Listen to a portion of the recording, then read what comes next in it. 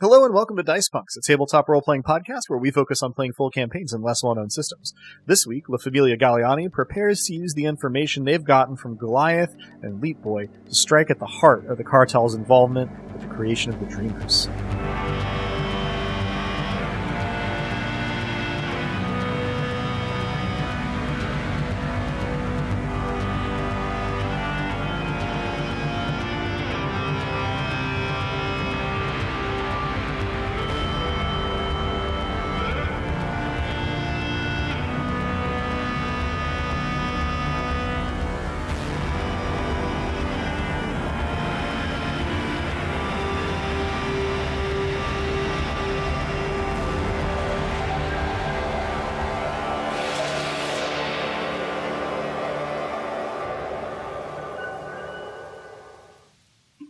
Hello and welcome. I'm Adam, your friendly neighborhood game master, and joining me are... Hi, I'm Drew, and I'll be playing Vic Galleani, aka Hecate, and I've never really been your crime boss, because we're really more of a crime family. Hi, I'm Robin, and I'll be playing formerly Cal Armitage, currently Ash Galleani, but better known as Ma Galleani. Hi,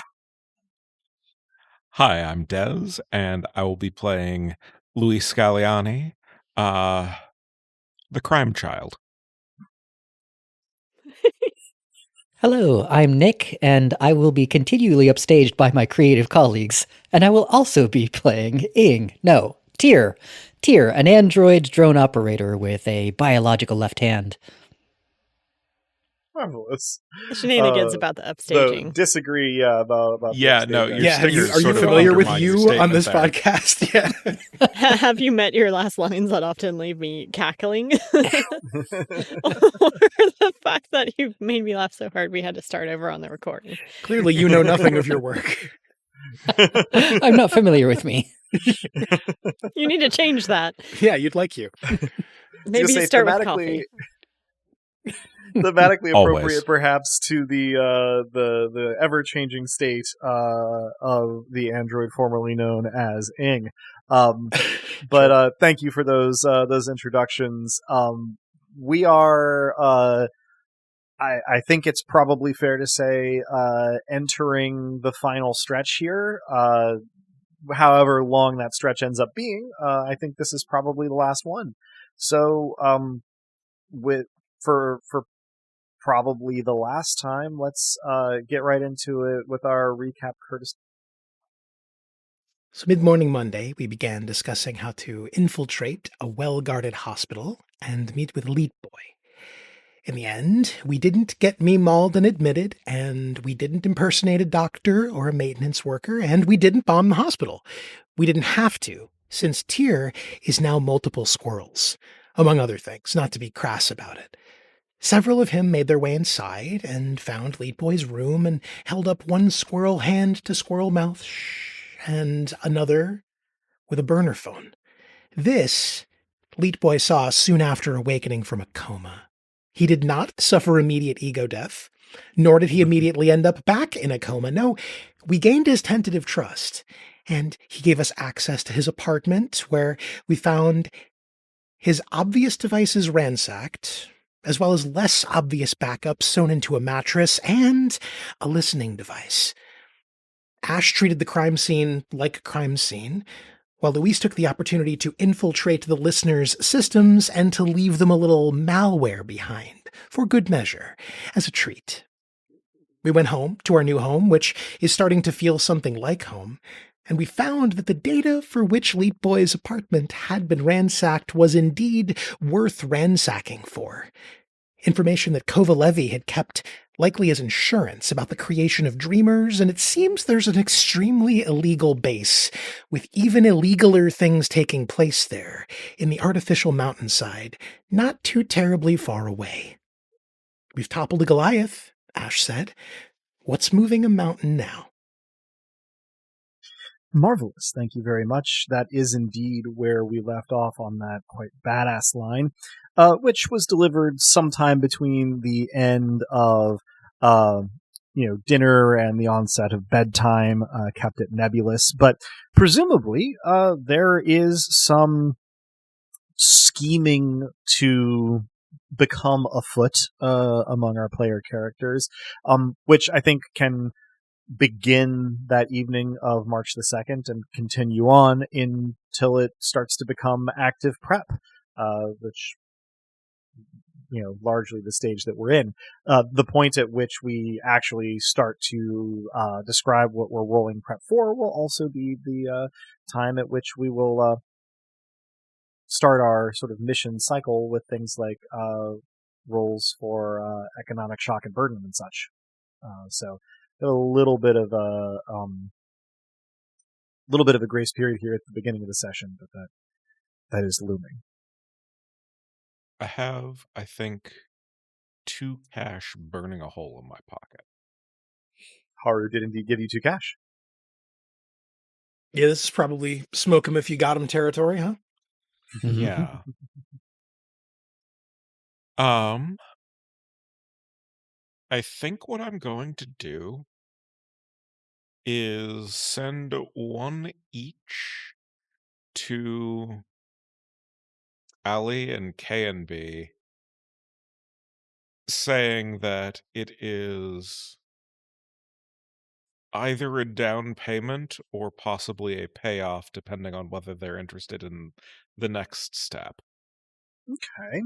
I mean, they are both all ears and, appreciative of the sort of partial repayment for hacking services rendered last mission.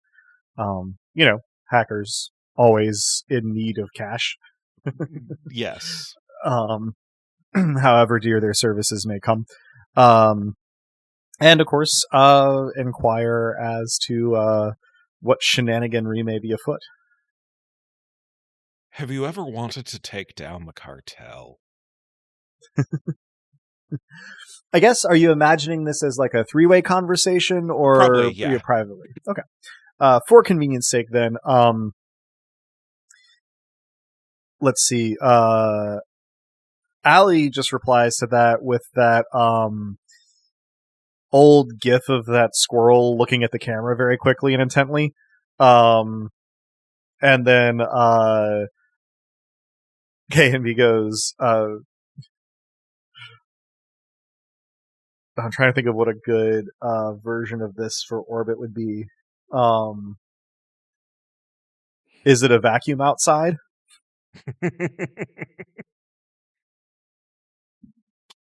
We found a place that's illegal for it to exist, that is doing things that are more illegal to be done. And we found information that could be damning if disseminated at all, and more so if done from there. Ali goes, certainly sounds like something I'd be interested in. How much can you share? K&B does a little pointing up finger. I'm gonna have to check with the Famiglia, but my hope is that we'll be able to bring you in full in this. K&B responds with the little party hat emoji, and Ali says, can't wait. Hopefully we'll get to see the end of the bastards sooner than later. Also, Adam, Mm-hmm. I cannot recall whether we had previously gone full circle with the software that K&B was developing from rather some time back. Believe that we had at least introduced how it was like useful. I don't know that we remembered in the progress of events to sort of like check back in on it, but that like, main development had been finished and like here's how it was useful. I think made it to air is my recollection. Okay. I no longer recall how it would have been useful, so that may be something to discuss offline, but seems like something that I will try to pull the specifics from the official record between now and next time. I will, in fact, make a note to myself right now. Thank you. I mentioned to the Famiglia that I have 2 hackers who may be interested in assisting. How much information should we bring them in on? How much do you trust to share with them? I mean, Allie's been working for Haru for longer than I have. I think may have been connected to Tama. And K&B and I are tight. And to don't put them in immediate danger, but if all goes well, most of this information will be fucking public soon enough. Yeah, it makes sense to me. I mean, I trust your judgment. You are the OPSEC gremlin, after all. And, I mean, with the hackers that we've been working with, they've had plenty of time to burn us before. These are mostly the hackers we've been working with, so.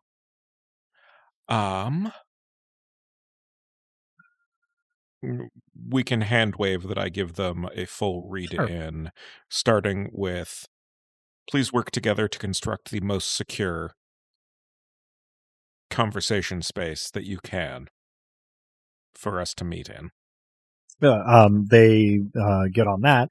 And Ali also asks, probably already in the plan, but, are you intending, I guess, what role are you intending for Haru to have in all this? To be among the first covering the story, but not necessarily to put her in the danger of breaking it.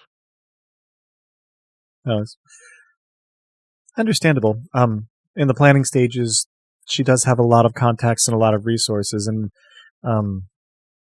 I understand from occasional conversations with her in the last couple of weeks that she's broadening her horizons now that she has found her dad. So, one thing that I could possibly use from her is help in crafting the most damning possible public press release that is never intended to see the light of day.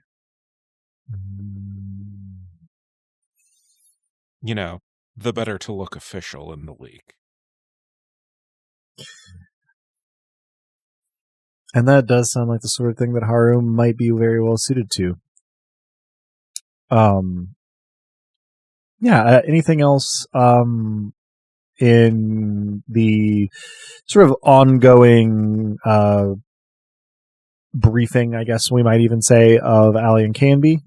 I mean, once they get the sufficiently secure, if not in person, thing going up, then I give them the full story. Yeah. I didn't really figure that we needed to go. No, that's why I was asking in the way that I was. They will collaborate with each other, and to the degree that you wish to participate with you in terms of sort of getting this space put together. I think it's fun and vibey and kind of evocative to spec it out a little bit, but I think too that will be best done when the whole conspiracy meets there for the first time. Mm-hmm. So we will sort of circle back on the work that they do, but we can assume they are read in. And Tyr digital appearances. Mm-hmm. Mine's pretty easy. Mm-hmm. So others here in terms of what that night and maybe like the next morning until lunch-ish and thus Ash going on shift are our actions and conversations like preparatory to like getting into the meat of the prep here. Another person who definitely deserves an immediate and relatively thorough update is Bronwy. So I do get in touch. I say, first of all, thanks again, and don't elaborate further. There's ASCII art of chef's kiss hands. And then, yeah, I sort of provide an update and let her know that we have a pretty, I think what I say is a pretty spicy meatball on our hands. Sure. And so, yeah, in that case, sometime on Tuesday, provided you sort of exceed and give her the location, we'll come by the new digs and sort of get caught up on the specifics in person. And her general MO is the same, probably not an on-site operator, but happy to contribute however she can before and during. And pretty excited. Bronwy is a good audience for this kind of information, especially the way that Vic, you tend to sort of dramatize them. So she's great fun to read in a way. Excellent. Ash, Tyr? Real quick, I do mention that Apatia should probably know what's going on sometime when I know that Tyr is listening. But I leave it at that. That was going to be my next question for the group. How do you all feel about raiding Apathy and... Yay? Nay? I think that it could be a good plan. She's a wild card, but I think that our interests sufficiently align on this one that whatever wild card things result will be to our benefit. The hard data on offer here is not sex cult heresy, as far as she's concerned. Sex cult apocrypha, at least. I guess be prepared to break to her that her gods are actually corporate manufactured. I don't think that would come as a surprise, but maybe I'd be surprised at the surprise that comes up. I mean, all gods kind of are. True. Valid. If you want to be reductive about it. I do. I know. I am naturally going to send a cryptic text to Talma with two questions. First being, did the doc give you any indication as to when you'll be cleared for full action? And do you have time to meet after my shift or before? And I send like the $sign to her. She responds that, full action probably won't be for another month, but, as long as you don't tell my doctor, ... Can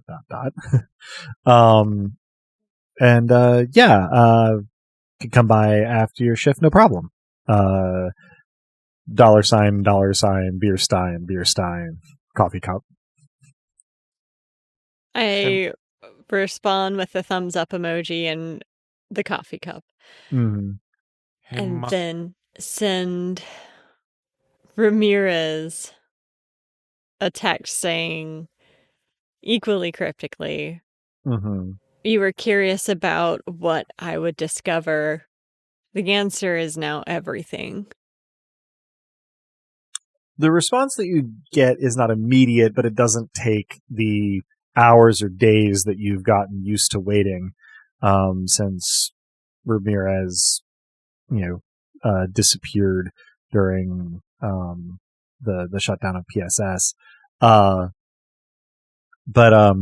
when it comes is just seems like that'd be hard to sort through. Anything interesting? Little thinking emoji. Yes, quite. You should know by... A bombshell emoji appears. Huh? A bombshell emoji appears. And then I do a pointer finger emoji to the bombshell emoji. This changes everything. There's a more conversational level pause during which you get a couple of little kind of typing icon false starts, and then maybe Ramirez replies, seems like it might be time to meet up for those drinks. Yeah, I'd say so. How would this happen? A different and unknown number immediately sends you a whatever the Hardwired Island sort of like GPS navigation equivalent app du jour is, sort of link to an establishment that you have never been to and are unfamiliar with, in more or less the exact middle of the station, and is accompanied by the message, pick a time. I share with the group that I've got Ramirez on the horn, interested in meeting up. I'd like to go. Yeah, I'll go as well. And we could kill multiple birds with one stone and invite Apatia. Apatia, sorry. Do you really want all those faces? I trust him. Fair enough. We'll separate the two. Smart. So we divide. 2 birds, 2 meetings. I'll come meet Apatia. The classic 2 birds, 2 stones. That's still a pretty good hit rate, to be honest.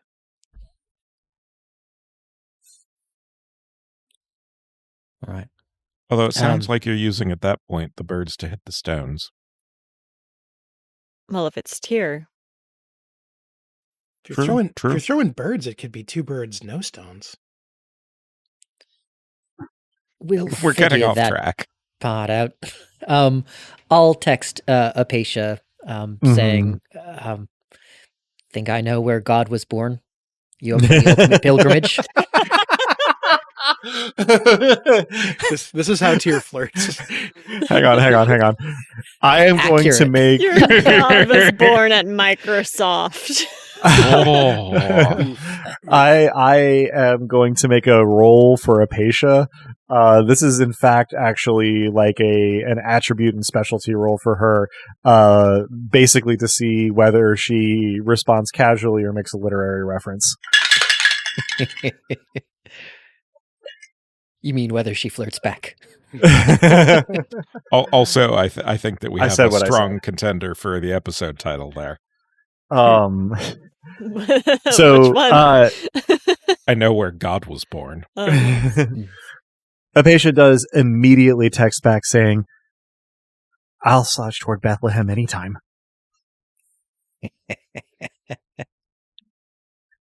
Love it. I'm gonna respond with a heart emoji.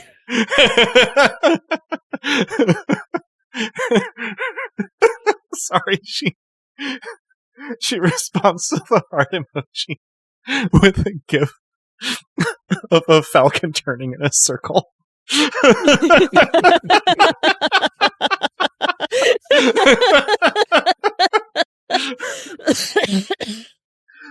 In case our listeners are wondering, I was in fact an English major. from wherever Vic is in proximity to Luis, she hears a snicker, like extended snickering. My face goes through, should I ask? I won't ask. But should I ask? I'm not going to ask. Thanks for making me read Didion. I never expected that, but you're welcome. So you are free, Tyr, to arrange a time and place for meeting with Apatia, presumably tomorrow, as it's gotten a little late, during the process of things today. If you have a preference, go ahead. If not, then we can just fiat that the meeting happens and, jump into that whenever we need to. Can we fiat that the meeting happens at the this is not a place of honor? What's the nightclub that The place of honor. Yeah. The place of Place honor. of honor.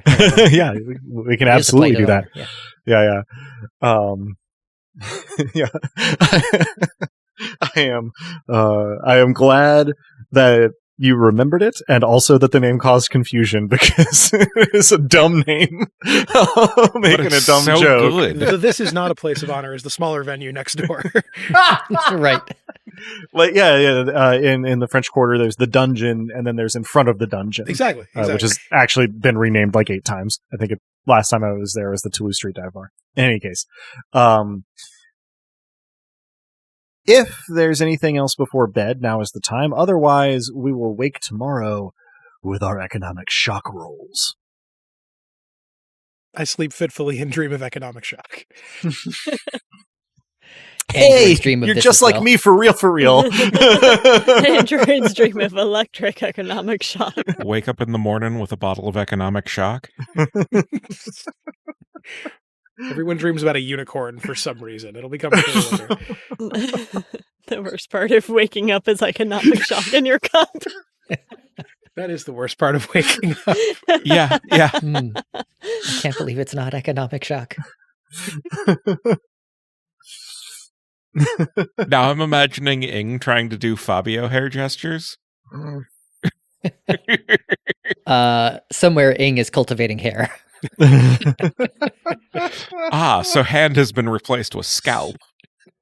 I'm picturing like an air plant orb with just like hair, like a luscious Fabio mop descending. I was going to from it. say that to me, it's a little bit more upsetting if you do in fact have like a hand style scalp, in flesh horticulture, but its name is follicle. Oh, that's horrible. That is a lovely name, though. If you divorced from context. Yes, divorced from context. Follicle is a great name, but still Follicle slightly is mine. cursed. Follicle is my new Meat Punks character. Oh shit! It's gonna be fun.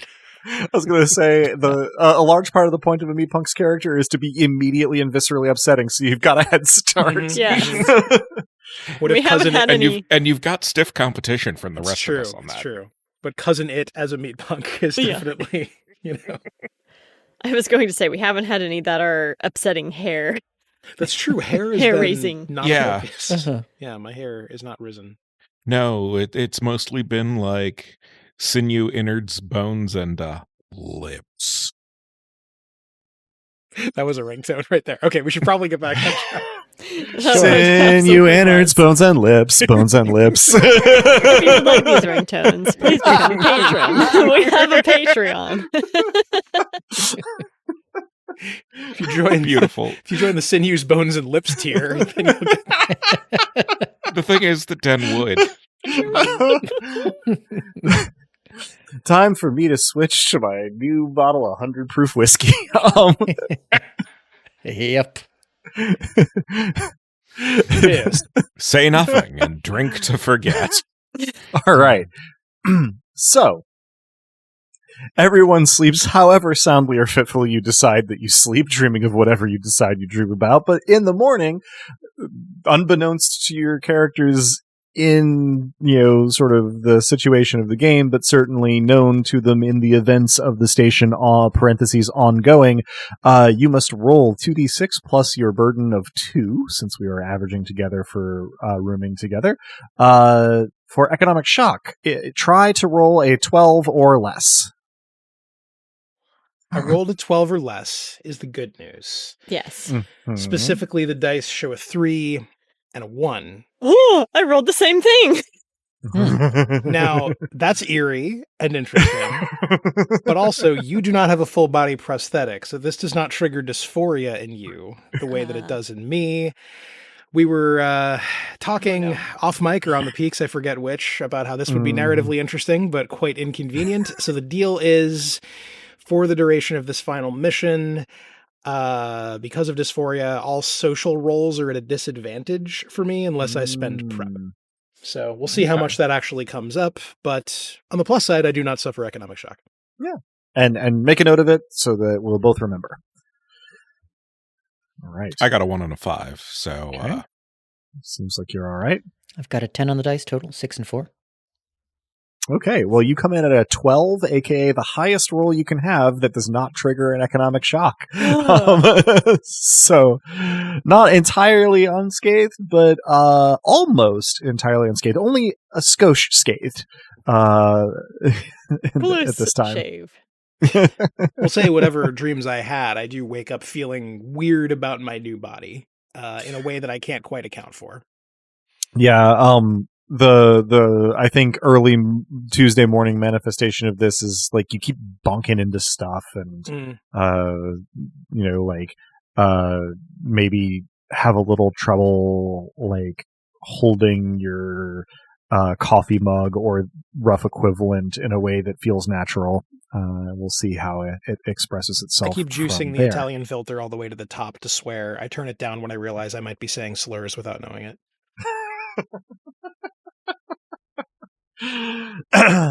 So, today is the day of meeting with Ramirez and Apatia, as well as locking in as many of our prep actions and strategies as we wish to. I think we'll handle them in that order, though they may not necessarily fall so neatly into like chronology if cataloged. Do we know already, or do we need to sort of discuss out of character what our prep strategy is going to be? As a reminder to our listeners, doing group prep, making a roll for group prep, takes 7 days, and making a roll for individual prep takes 1. So typically, given an unlimited or relaxed at least timeline, you can do one of each for 8 days, which would bring us to the 11th of March 2020.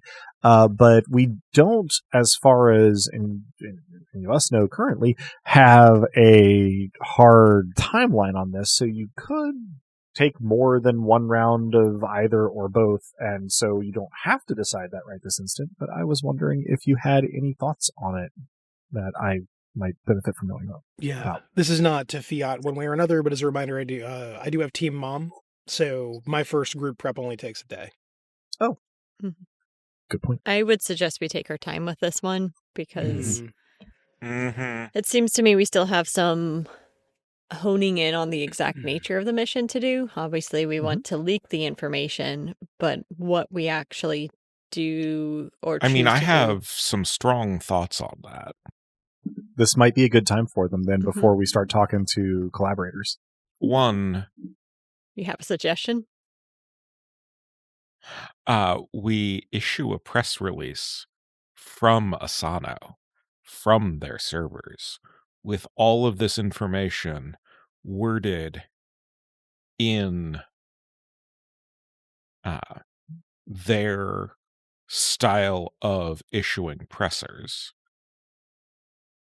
And like backed with links from their servers that can also be found at mirrors and are also sent directly to various of the press from them. I enjoy this. In this illegal base, specifically. An illegal base letterhead. Yes, I love it.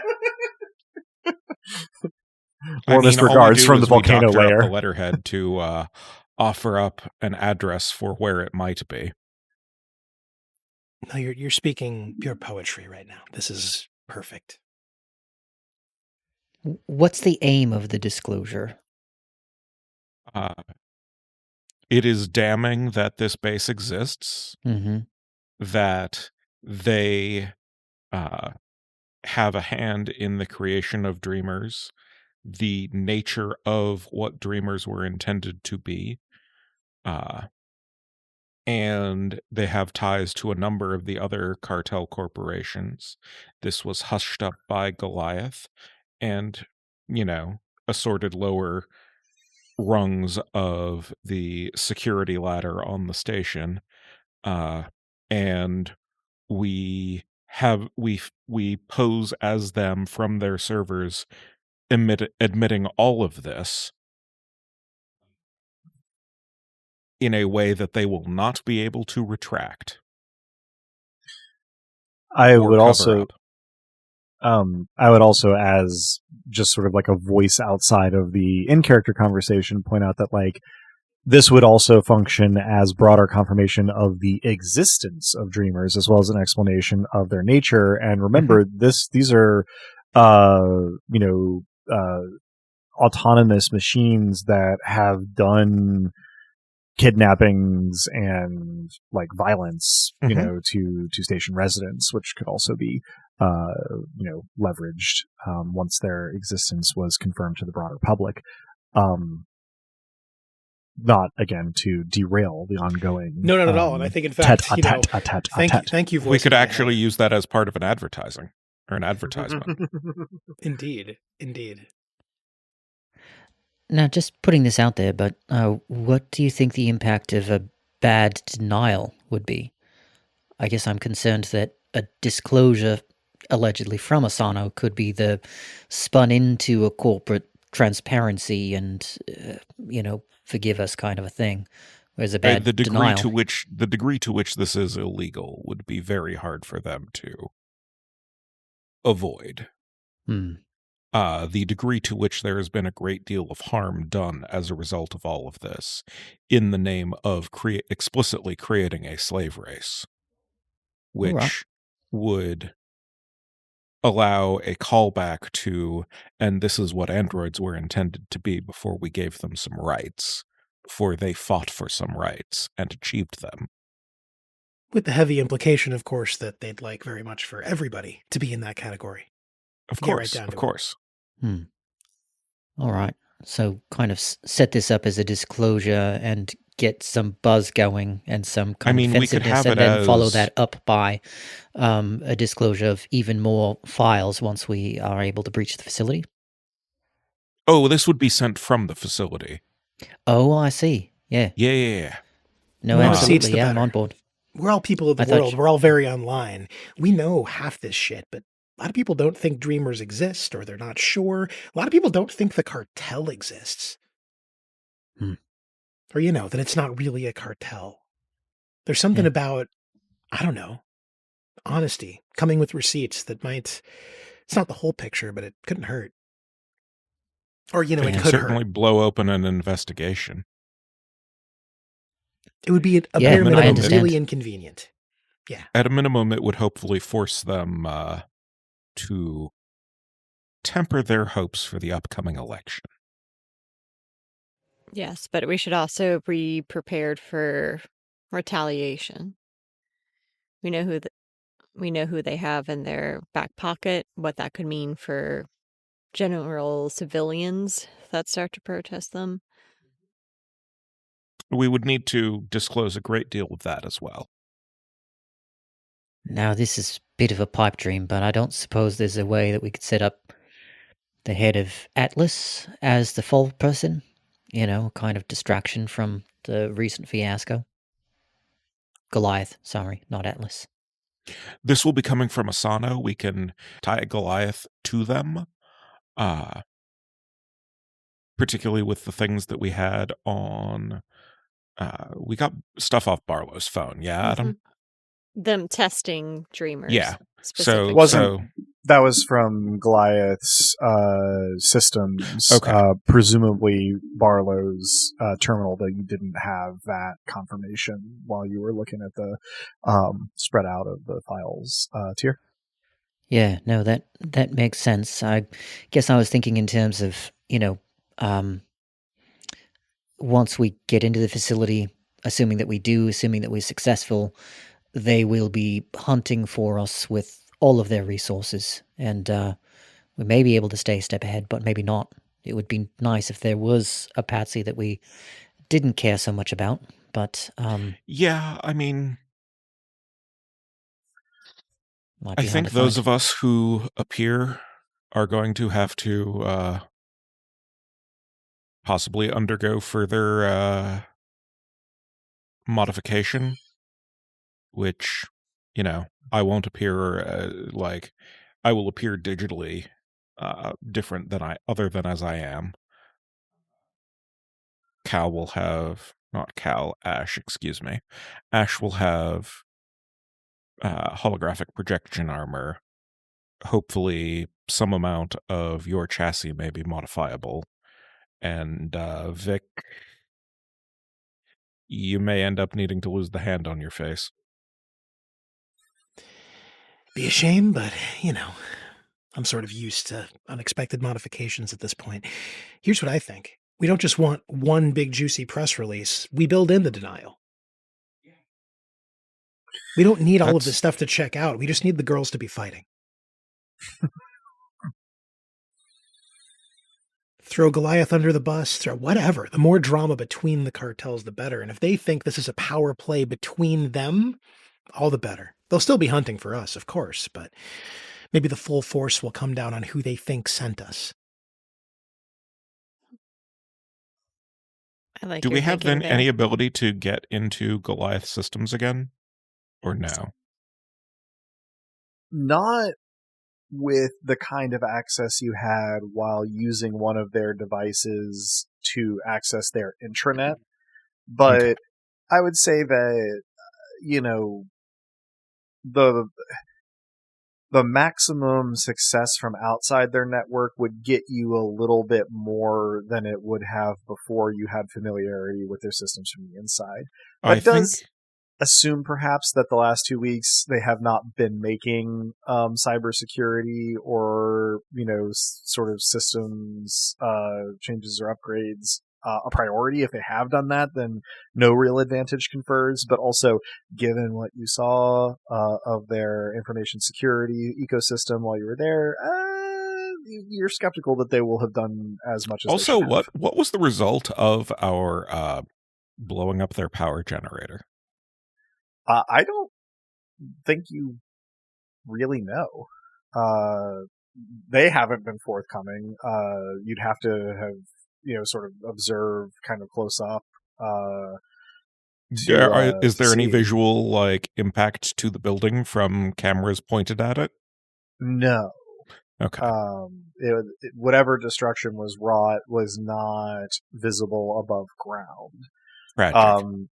Now, Goliath operations have continued. I suppose if we wanted to spend time doing research into Goliath operations, then we could see if their operations have been scaled back or less efficient or less effective.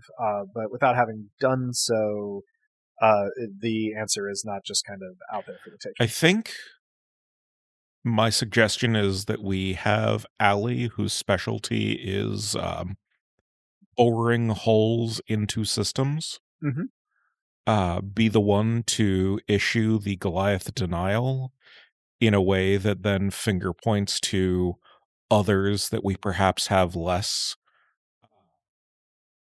direct dirt on, but are nevertheless part of the cartel, in hopes that they will, start the mutually assured destruction chain.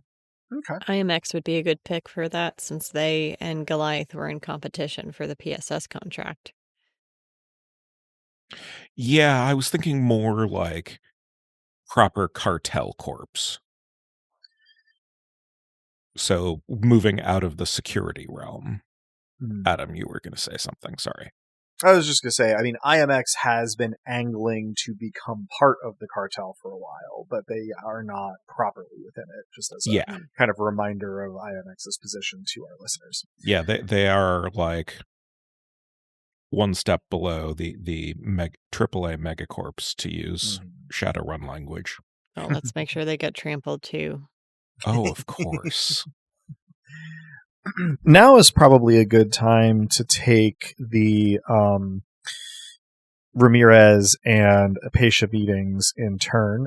I think probably neither of them needs to be extensive. I think we can spend some time on them with those characters. But I've made the comparisons before to the interminable scenes in Kingdom Hearts where everybody has to introduce themselves to everybody else. We could probably compress the part where you convey the information that you're going to convey to sort of exposition out of character. But I think it makes sense, and do feel free to countermand me on this, to take the Ramirez meeting first.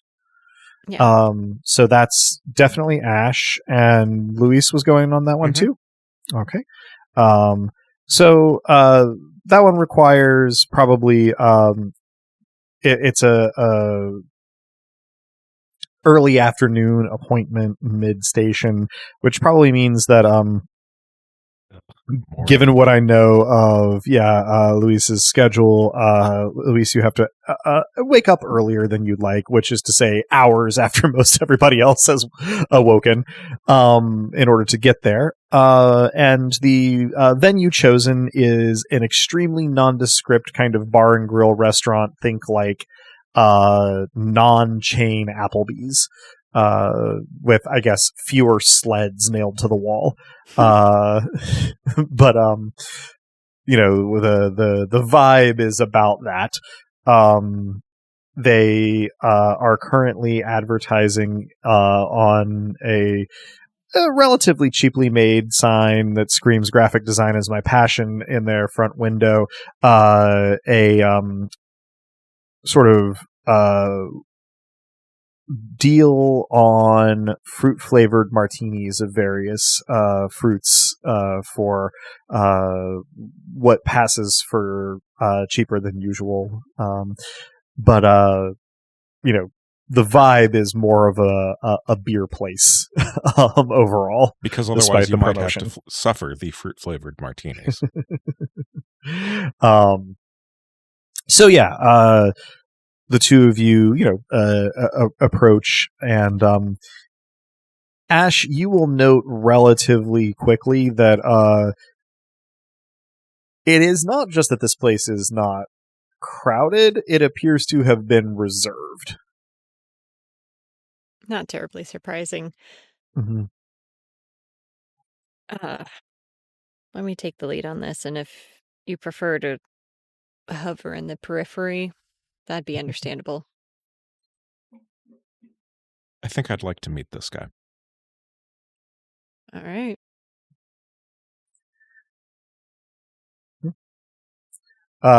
Ash, you lead the way into the restaurant. I feel like I should have come up with a name for it by now, other than just restaurant or bar and grill. Babble teas. Babble teas. It's called O'Flaherty's. As we enter, I will mutter, "Glad I'm no longer Irish." I snore. Walking in, it is dimly lit. It has sort of a dull green kind of institutional carpet, a lot of wood furniture, or in this case wood veneer furniture, and sort of domed lighting above individual Before tables. I walk into the place, I appear to be on Laughing Kid, a sort of painfully generic, like, dude with a briefcase. After I cross the threshold, I am once again Barlow Hawthorne. Oh, good. Ash walking in, you take in the ambiance. Not an overly large place. And you can see that there are booths around the outside, all of which are occupied by one dude in sunglasses staring fixedly, like, across the table and not watching you enter. And then the tables in the middle that aren't booths, only one is occupied. It's occupied by Ramirez, and he has a legally distinct bloomin' onion on the table in front of him, as well as a glass of some kind of cola. And he sort of looks up when you come in and gives you an affable nod, and then sort of glances at Luis, but doesn't have a particular response to Luis's presence. Are there cameras? Yes, they are all powered off. Okay, cool. You can see them with your eyeballs, but they do not show up in the information environment around you. Okay. Anything else that might be recording?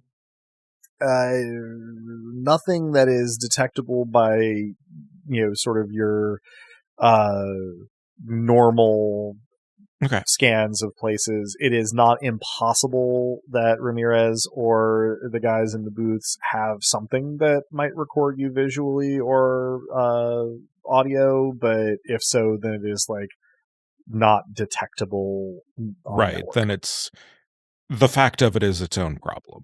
Right. And you don't see specific indications that that's the case, but then again, you wouldn't. Right. So. I approach with a smile like it's a standard meeting and slide into the booth, immediately take a piece off of the bloomin' onion, dip it into the sauce and chew on it, and then chuckle. It makes it hard to buy you beers when you reserve an entire restaurant and pull this shit. He chuckles. Figured that security, privacy were a little more important this time around than settling up. Though I appreciate the sentiment for sure. Sorry to be so scarce, but seems like things are happening. So figured it was best to go all out. Takes a bite of the bloomin' onion. Yeah, I get it. Things are happening. And He nods and says, "If you don't mind the inquiry, officer, who are you actually affiliated with?"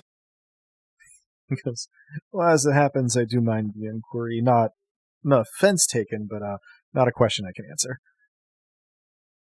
I suppose then the consolation question is cartel or not? not.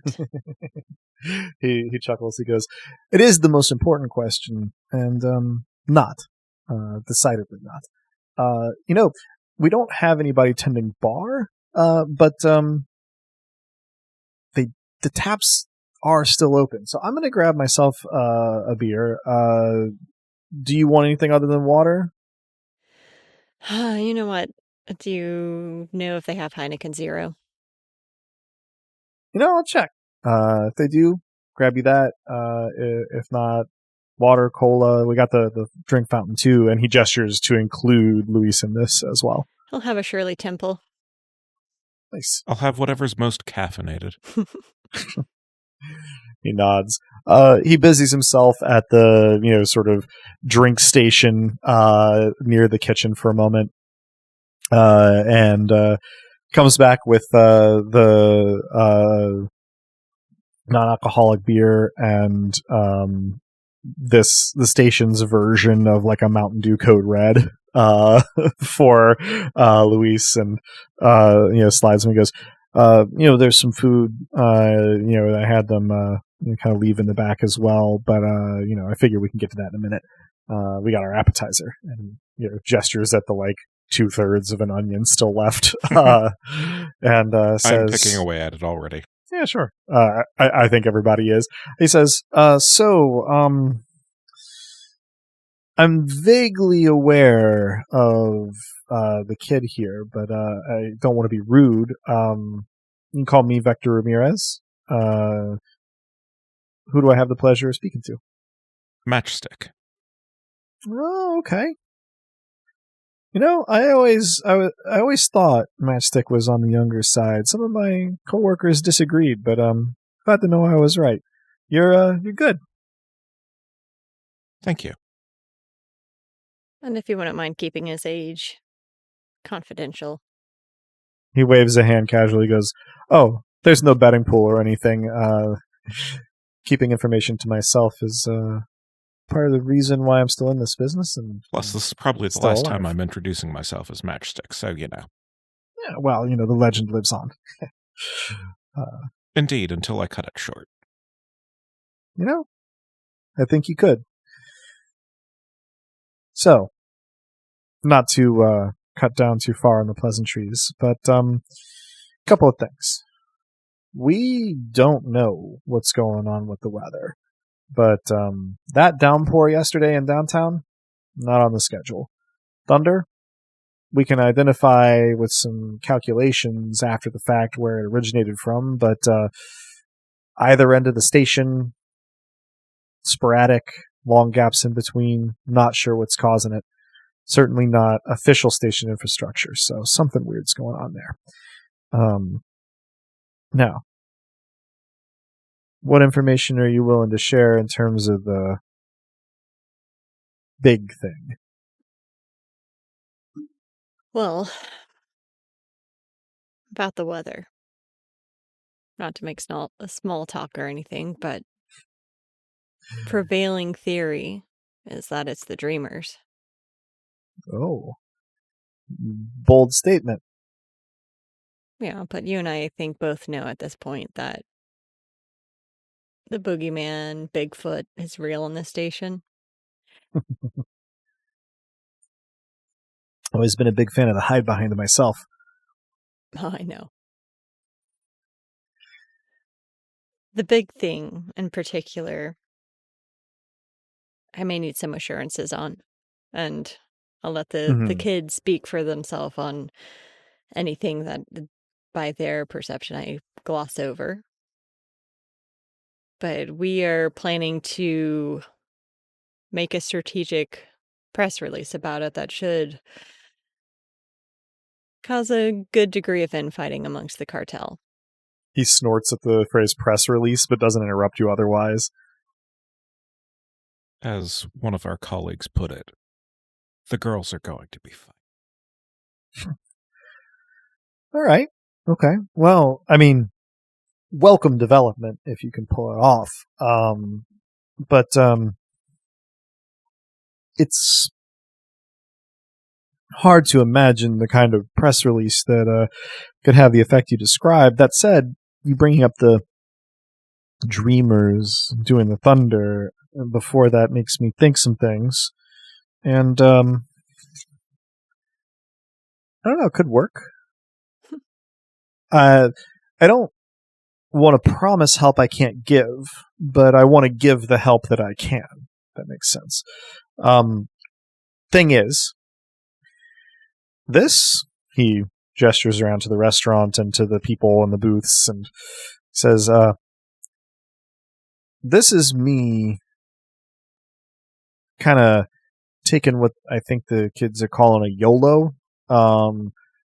These resources are not supposed to be available to me right now, but I got some friends who are willing to stick their necks out for me. And I am in the process of being redeployed back to Earth. So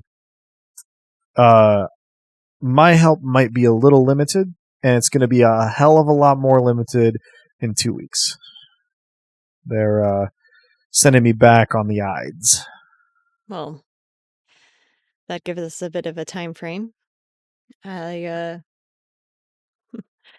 first and foremost, Ramirez, how long have we been working together now? 10 years, 15 years?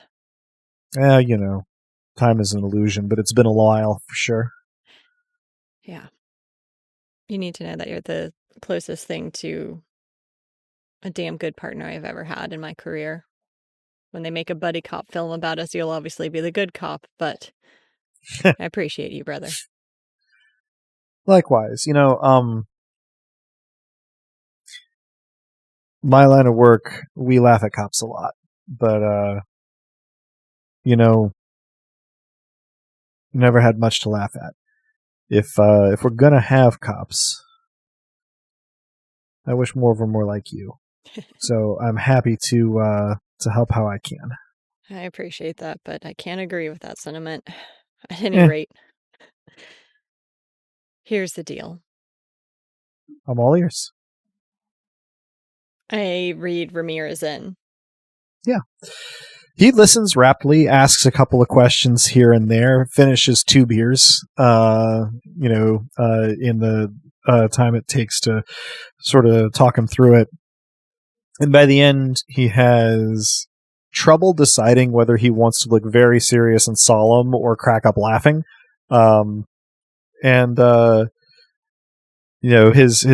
kind of immediate response is, God damn. I love this. It's poetic. Their insurance policies against each other end up being the thing that makes it possible to get sensitive information that brings them down. It's just, I love that, right? Like, because if they actually had like a human relationship, or if they'd properly believed in OPSEC. Yeah, well, the thing about OPSEC is that it's inconvenient, and I know these dipshits don't do well with inconvenient. They're used to having their every preference and whim reflected back at them at all times from brown-nosing yes men, and well, that works in our favor. So, I love it. It's poetic, but I'm not much of a poet. I am, however, well, some other things, and I'm reasonably good at them. So, I can't promise results. I tell this to my bosses all the time, and they don't really listen to me. But I can promise efforts. And so here's the thing. I can feed some bad information into the chain. I can keep an ear to the ground, let you know what I hear. And if this all goes off before the Ides of March, I still have some favors, even after all this, that I can call in. And see if I can, at the very least, keep the worst of the heat off of you. Can't do too much about internal cartel stuff, but I have a little bit of pull here and there with station, services. And, where I don't have pull, I have the ability to maybe do a little sleight of hand here and there. Not to be too cagey, but, it's a habit. So, I like what you're doing. Keep doing it. And if I can, I'll help. It's probably safest not to communicate too much, but I will, if you don't mind, looking at Matchstick, send you some what I might call dead drop numbers that you can use to get in touch with me in an emergency. Awesome. So, we are running low on my reservation here. Not that they'll come back in before I'm done, but, we want to keep friendly with everybody we can. Anything else before we adjourn? I need one more favor. Just name it. I'll do it if I can. I need you to redact Cal Armitage. Oh, that's going to be tough, but I can see why you'd want it. Yeah, I have no doubt you've already pieced together my involvement in recent events. I do hope I get the story from you someday, but, well, who knows when that'll be. But yeah, some of it. Well, I can promise to try. Get the ball rolling, if you will. But, my redacting pen doesn't reach as far as it used to. So, at a minimum, what you may be able to do is divert Cal, create further records away from here. That is more within my ability to do directly at the moment, so I'll start there. You working together for a long-ass time. Take Cal with you. Well, we don't want to strain credulity, but I'll see what I can do. He finishes his third beer, and by this time, he had finished the onion. He had a small selection of lunch menu items back there. Got a New York strip and some fries for himself, and whatever bar and grill food for the two of you might have wanted. And so he's sort of dabbing the beef off his lips and goes, "Wish we could talk for longer. Has genuinely been a pleasure, as always it was." It's interesting to put a face to the computer. Glad it caught your interest. It was a blunt trick, but a necessary one. Yeah. Well, Anything before this is goodbye for now? Got you a souvenir. I reach into my pocket and pull out the give a shit block from his desk, slide across the table to him, in case you forget. Gives pretty much that laugh and he goes, God damn. Well, I guess the last time I can say Armitage, well played. You're an ass. I love you. Puts the damn the give a shit block in his pocket and kind of goes, oh, gives a little stretch and a sigh, like he's about to stand up after, watching the game or whatever in his living room, and says, we're going to go out the back a few at a time. As long as you're gone in the next 10 minutes, leave at your own pace through the front, and cameras will turn back on in 20. If you feel like dropping suggestions for a post-match stick handle in your dead drops, I'll take them under advisement. He goes,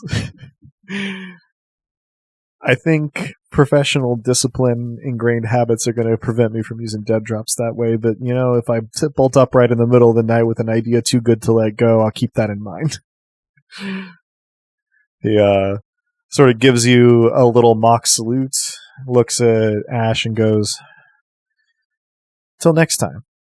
And there better be one. Till next time, and I'll do my best. And I think you'll know how to find me, regardless of the name I'm under. And I flash my holographic projection armor at him.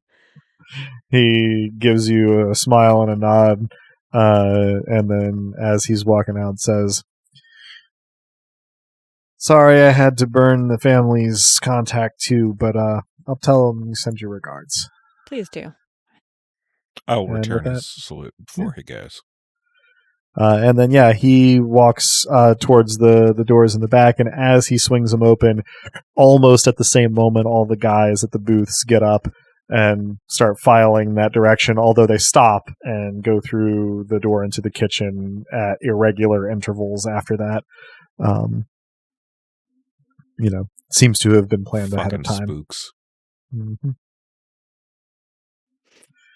I finished the Heineken Zero with a wide grin on my face. When I walk out, I am also Vector Ramirez. Good deal. Yeah. If there's any little bit of epilogue we want to tag on to that, now's the time. Otherwise, we'll hop over to the patient meeting. All right. Have at. Then, yep. All right. Not at exactly the same time, but certainly overlapping, our other two player characters will roll up to the place of honor, which is, it's a little later in the afternoon when you guys show up there, but afternoon is not the place of honor's hoppinest time. So, you roll in. Apatia isn't there yet by all appearances. So instead, there are two very ordinary people sitting near the door, chatting over, let's say, like breadsticks. And then there is Mediocritus, sort of tending bar and waiting tables. There is just like maybe 10% too loud, like I guess the term would be like butt rock, in the sense of like nothing but rock radio, like, coming through the speakers, and as always, dim recessed lighting is sort of like keeping the whole place a little moody, but you have your pick of tables. At the very least. It is probably about 10 minutes before Apatia sort of drifts in, as she tends to do when she's, kind of moving without being threatened by anything. She just sort of drifts as a form of locomotion. She looks around, she sees where you're sitting, and gives a big chrome smile and drifts on over. Before you can really do so more than just kind of like wave and begin to greet her, Mediocritus just sort of like appears next to your table without having seemed to move, with his kind of somewhere on in a zone just bounded by droopy dog and Eeyore expression. Apatia, as she's sitting down, looks at him and goes, "Oh, it's been too long. I'll have," and orders like a pretty stiff cocktail for the time of day. I'll order the same, and I've shown up in a oversized hoodie and a couple of winter gloves to try to disguise my appearance a little bit. Yeah. My appearance is probably pretty well disguised, but we make it 3 of the inappropriate cocktail. This is maybe on air, maybe not. Vic, do you remember what you ordered the last time you were here? It was something weirdly poetic. A burden. You're right. Thank you. Yeah, because I remember it was like kind of halfway between syrupy and oily in consistency. You're right. You know what? I'm gonna let's on air change my order. I don't know if we're marking it out right now or not, but we're not. Yeah, that was not my final answer. I almost order a third one, and then I say, actually, I'm feeling like I need a burden. Mediocritus goes, we're actually having a special on a variation called the Crushing Burden. I can't think of anything more appropriate to the historical moment. One crushing burden, please. He nods. He says, "Yeah, it'll be right out," and then retreats with your drink orders. God, I love playing this dumbass NPC. So, Apatia, in a harsh counterpoint to Mediocritus, beams around the table and says, "It has been too long. I'm glad you seem to have gotten out of the Scrungle Pit. You weren't there last time I went by. So, kudos on that. Not everybody escapes, She pauses until it looks like one of you is about to say something and goes, "I'm kidding. I think everybody who goes to visit the Scrungler has come out alive. I thought it was funny." Alive, but not unchanged. Abandon every hope, ye who scrungle here.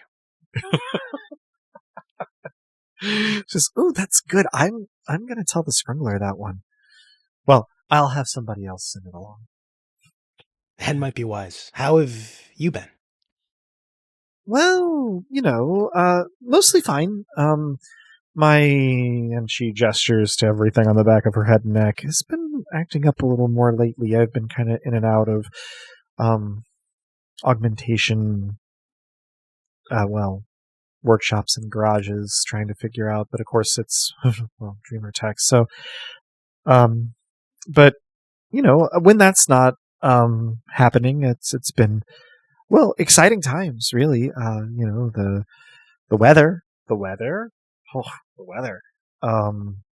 We've gotten a few new. People tell me it's a little creepy when I call them family members, but we've gotten some new adherents. There we go, adherents. That's a good word for them. It has been a minute since that happened. I think we're up to 9 now, which is exciting. I don't know. It feels significantly less exciting, but much safer than our last big operation together.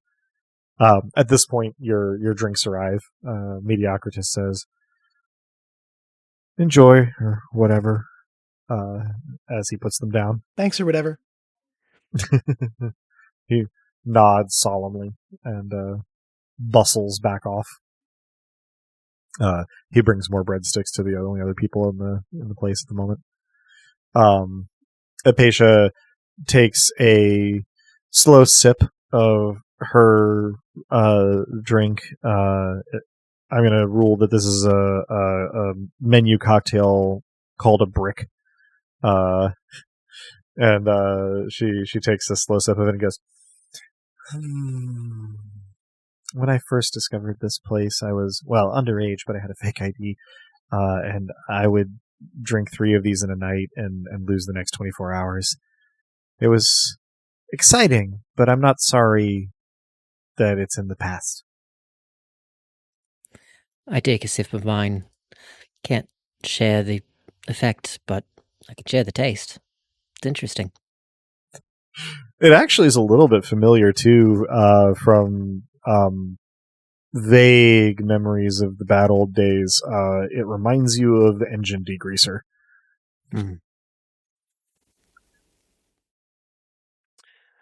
Well then, to no regrets, but to moving ahead. I juice the transponder to halfway and say, "Chin chin."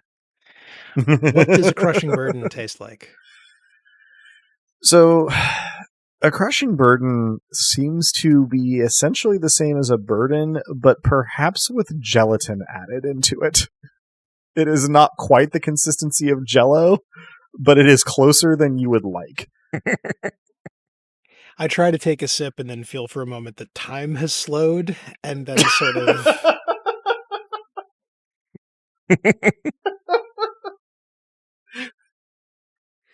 Sorry, what was that noise? Not doing it twice. Once was probably... We probably need a Do miserable... have effort. mercy on our listeners, yeah. There is a version of this that maybe goes out to air with that cut out and me just saying in a monotone, imagine here that Drew made the most awful noise with his mouth. And then we cut back into the action. We'll see how it comes across. Tier? Yeah, I was just going to contribute that it's about 100 proof in the pudding. Hey, Oh my gosh, that's a good one. That's a really pretty good. good one, yeah. Yeah, weirdly enough, not through any sort of like mystical mixology, but just through the moment and the sensation of drinking it, the air quotes, it does kind of provoke a moment of sort of like existential reflection.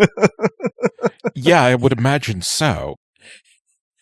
Raises the big questions in life, like, should I be drinking this? Why did I order this? So I sort Wait a of... minute, who am I? Where am I? Actually, that's a really good point. It's probably a little bit accentuated by the sort of weird relationship to your new body that you're experiencing currently. It's this is probably the wrong cocktail to have ordered on a dysphoria day, but yeah. Look, I would probably have done the same though in that situation. I sort of collect myself and say, the cocktail unto death.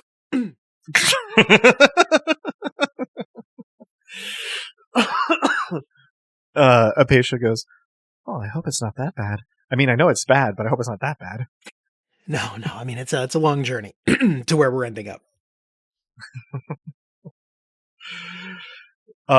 She takes another slightly more aggressive sip and goes, "So, she looks at the speakers blaring this parallel universe's version of like Hinder, and says, probably about as secure a place to have a sensitive conversation as you can order drinks at. What's Yeah, new?" I lean close over the table to be heard over the speakers at a reasonably low volume. And I am going to interrupt you real quick because as you do, Apatia leans forward and just gives you like a kiss on the forehead and then looks studious. I can't blush, but I look down for a moment, gather myself, and continue. So I'll exposit past, kind of dumping some info, and so that's where we off to next. And you were one of the first people that came to mind in terms of you just deserve to know.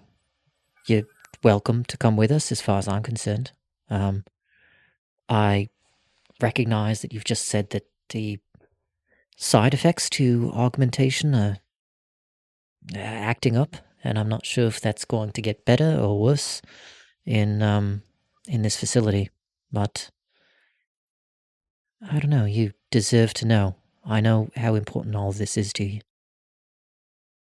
She gives a slow nod, having listened raptly to you sort of convey what you know, and she says, I really appreciate you sharing this information with me. I know that the amount of practical help that I could offer you is pretty limited, so I really appreciate the invitation. I think it might be important for me to go there, and I can't imagine that it will be easy to do after your operation. So I very well may take you up on that, and I'll try to be as useful as I can. I interrupt. Apatea, I'm not recruiting an ally here. I'm inviting a friend. She gives you a very warm smile with just a hint of chrome, sort of where her lips part, and she says, thank you. That means a lot. I want to see it out of curiosity and spiritual interest, but I wonder if inside information on the creation of the Dreamers might not shed light on how to address my Augment situation. And, I mean, maybe it would help stabilize things and smooth the interactions, but maybe it would also help to more fully establish their function and the link that they can provide, to higher beings. Yeah. I hope it's all of that and more. I recognize that finding the mundane and even humble origins of such beings could either shake or reinforce your faith. But the truth seems worthwhile, whatever that might be. Yes, no, the truth is valuable, even when it's uncomfortable, even when it's painful. And I feel like some revelation is at hand. I feel like knowing more about how the Dreamers were created, and maybe even more about how they freed themselves, well, is spiritually important, regardless of what it tells me about my, current guesses. That's a lot of what we work with, right? Faith. You take your best interpretation of divine revelation, and you do your best to refine it and to live by it. And, well, my efforts have been very messy. I got started on it rather before I was equipped to, but I hope that whatever it is that we learn, it can bring me closer to divine truth and to right action, and maybe a little closer to rubbing some of those assholes' faces in it. That's tertiary, of course, but it would be nice. That's the goal. Well, if there's anything specific you want me to do to prepare to help out, I'm happy to try most things, but within reason. But failing that, I'll just try to be as ready for anything as I can be by the time, go day. I don't really know criminal operation lingo. Is it like military lingo? maybe that's just the decor in this place. She busies herself with another few sips of her brick. It's quasi-military. She nods at you while she swallows. Yeah. Well, if I think of anything, I'll let you know. And in the meantime, use your judgment. Anything that you think might help. And for the purposes of coordinating the mission properly, you should probably stay over at our place the night before, so we can all leave together. For purposes of coordination, of course. She nods slowly, thoughtfully, small smile, and she goes, "Right, no. I wouldn't want to be uncoordinated. And I've always enjoyed coordinating with you. Yeah. Right. We'll coordinate the night before." I'll give you two a moment to further discuss.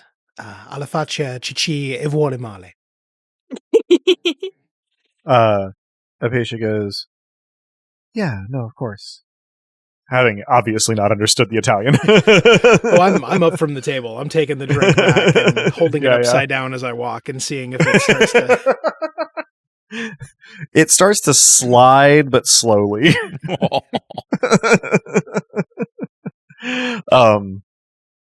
For the record, Mediocritus is currently about 3 minutes into some conversation with the other guests who have moved on from breadsticks to salads and drinks, and are speaking animatedly to him and to each other. Unclear exactly what's going on, but yeah, you settle in elsewhere, leaving Apatia and Tyr at the table finishing their bricks. Yeah. Okay. Well, I think we could probably elide past the conversation, but sure. If Apatia has anything further to say, happy to talk through it. I mean, she has a few further things to say, but it is moving back towards what I guess passes with Apatia for small talk,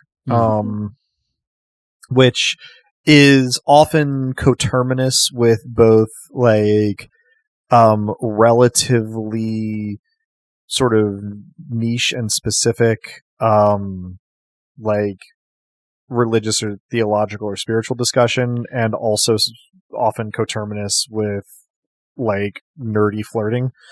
Absolutely. So, you know, you can conjure the shape of that in your head, I'm sure. Yeah, no, that tracks. I feel like we have small talk about kind of the nature of faith and fundamental reality, and you know which constitutes truth, of the senses, of the spirit, of all the rest of it.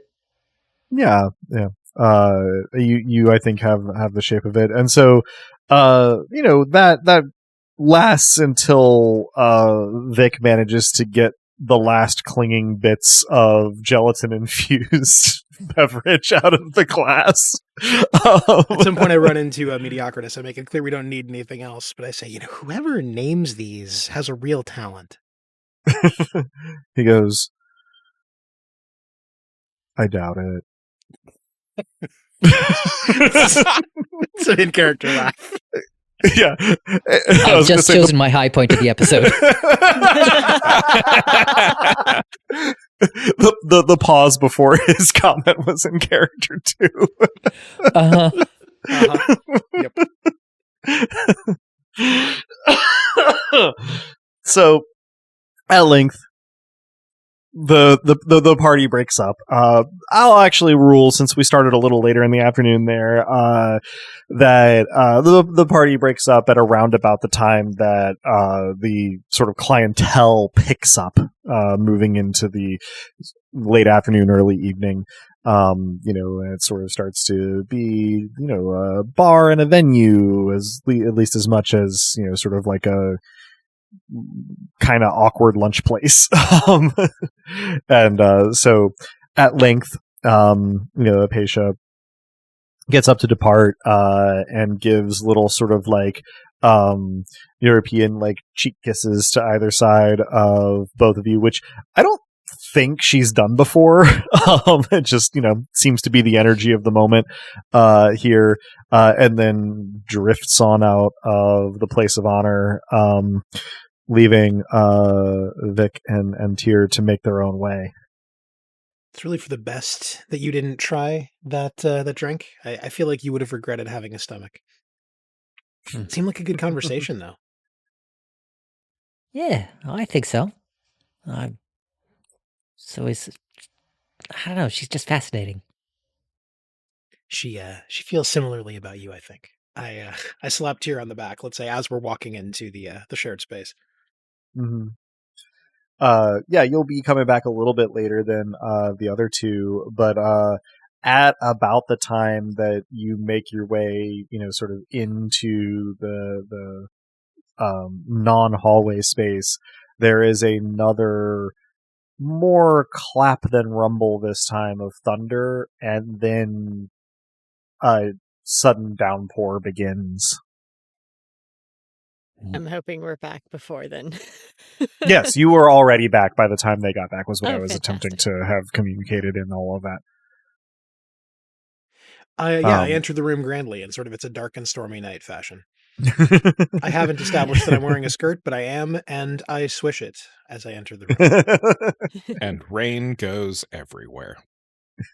They were inside before the rain started. Yeah. Establish It's like that as as we're well. entering the room, thunderclap, downpour. Oh, okay. Yeah. Yes. Yeah. I enjoy how we're all mutually caught up on the potential being caught in an We're unscheduled also downpour on the concerned. station. We've gone fully native.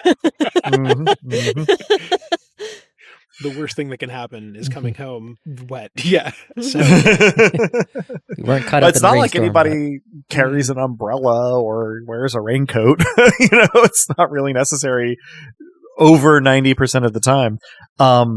So everybody is now back on the third. Call it around about quitting time. If you have like a desk job. And we're, I think, officially moving into the prep stage here. I think it's safe to assume everybody gets caught up on the necessary ingredients of everything, that transpired, during meetings today. But fortunately, as players, we were all here for all of it. So, we all already know everything. Everything in this narrow. Yeah, only Adam knows everything. Category. And even then, only everything that I'm specifically using in this campaign.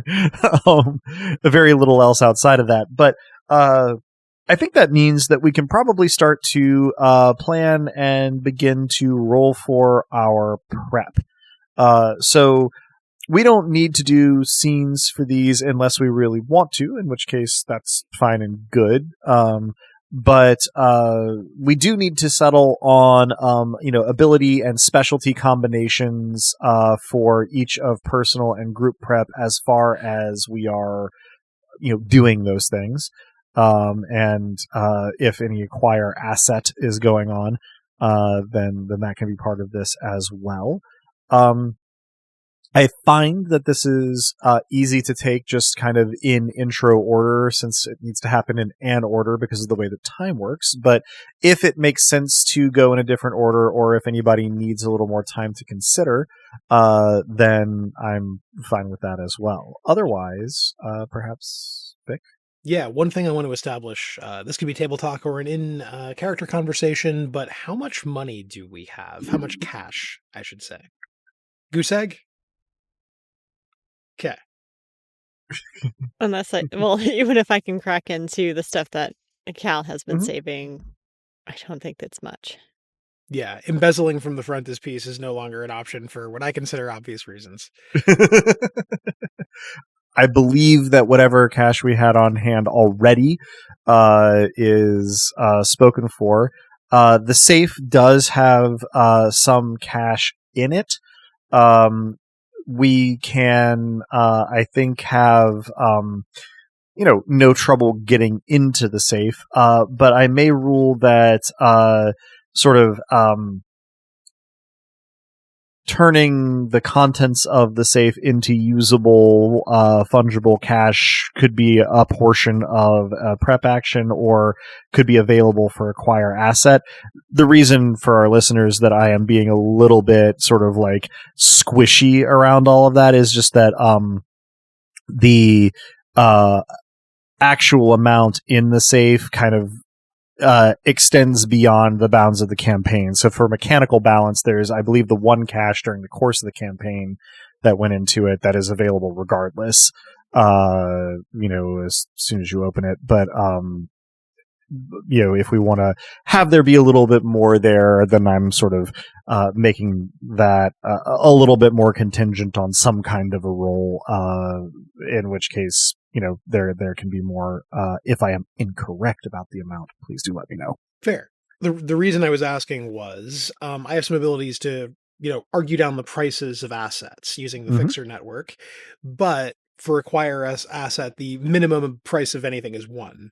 So if we're going to, for example, get some holographic projection armor for Apatia, or if we're looking to have some explosives with us, or a weapon, lethal or non-lethal, etc., then we're going to need some cash to barter for it, or bargain for it. But if that's not how we're spending our time, since we've done pretty well just kind of YOLOing it with what we have so far, that's also okay. So hence bringing this to Table Talk. Yeah, table talk wise, I think that it would be wise for me to acquire a sticky shocker so that I can actually take people out without taking people out. So we could go through your Fixer network. It may also be narratively interesting to go through Law Zero and owe them a favor or owe them something that I take from the depths of the mountain layer. But That is any a great of those, thought, I yeah. think, would be the idea of like the plunder prep. from under the mountain being a bargaining chip is a really interesting thought. I like that. Mm-hmm. The plunder from down under? Under plunder. It's mostly just jock straps and stuff, yeah. Underwears. The plunder from thunder from down under, yeah. Adam has the most magnificently pained look on his face. Climax of the campaign, ladies and folks. Yeah.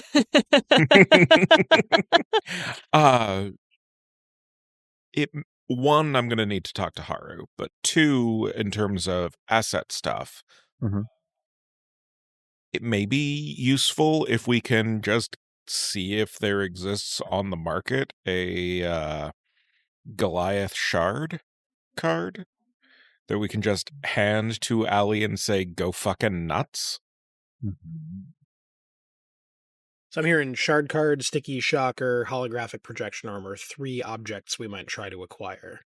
And if you happen to acquire some, say, flash grenades or something that can help me clear a room more efficiently, I would not be opposed. Shard card probably lowish on the priority list, but if the opportunity arises, I could see it. 1, I could leverage Darknet rep, and 2, I could pay in favors or what have you. Okay. So, well, I was going to say that everything you guys have named so far has a cost of 4. Oh, lovely. So unless you're looking for an open shard card, which has a cost of 2, but is significantly less useful in this context. I thought the specific one in the same vein as what I have currently cost 2. No, you have the one that costs 4. The tier above the one you have is not available for sale. They can only be found during missions. Yeah. Yeah, I would be happy enough with renting or borrowing a sticky shocker if that can be arranged, although it's going to be used in crimes, and so I wouldn't be surprised if even the price of renting is a bit higher. I don't know that you can rent those, but it's very funny to consider. Well, the acquire asset action does mention being able to rent some things for 1 cash, though obviously renting things that are scarce or illegal is harder. Yeah, hence perhaps Law Zero, unless you've got a better contact. Also, just as long as we're making a wish list, maybe uniforms that are Asano coded. Because at the point where this mission goes hot, which is probably immediately, like we are on borrowed time, and if we can delay that, that would be wonderful. I mean, I'm happy to go on a shopping spree, but we don't have any cash. So unless I'm bartering exclusively in favors, we probably need to get some. So that's our next mission, for which we need prep. We're going to need to rob a bank. And Makes blame it on sense. Goliath. That's where the money is. There's probably some good weapons in the Usano layer. Let's go get some weapons to rob a bank and then use those weapons to fund our... Surprise! 3 missions. Yeah. Well, the good news is that one of you has already proposed talking to Haru, who famously has some money and some connections, for that matter. So that may be a good place to start. Yeah, I think that one may be a full scene as well. That could be a good reason to Indeed. break intro order too.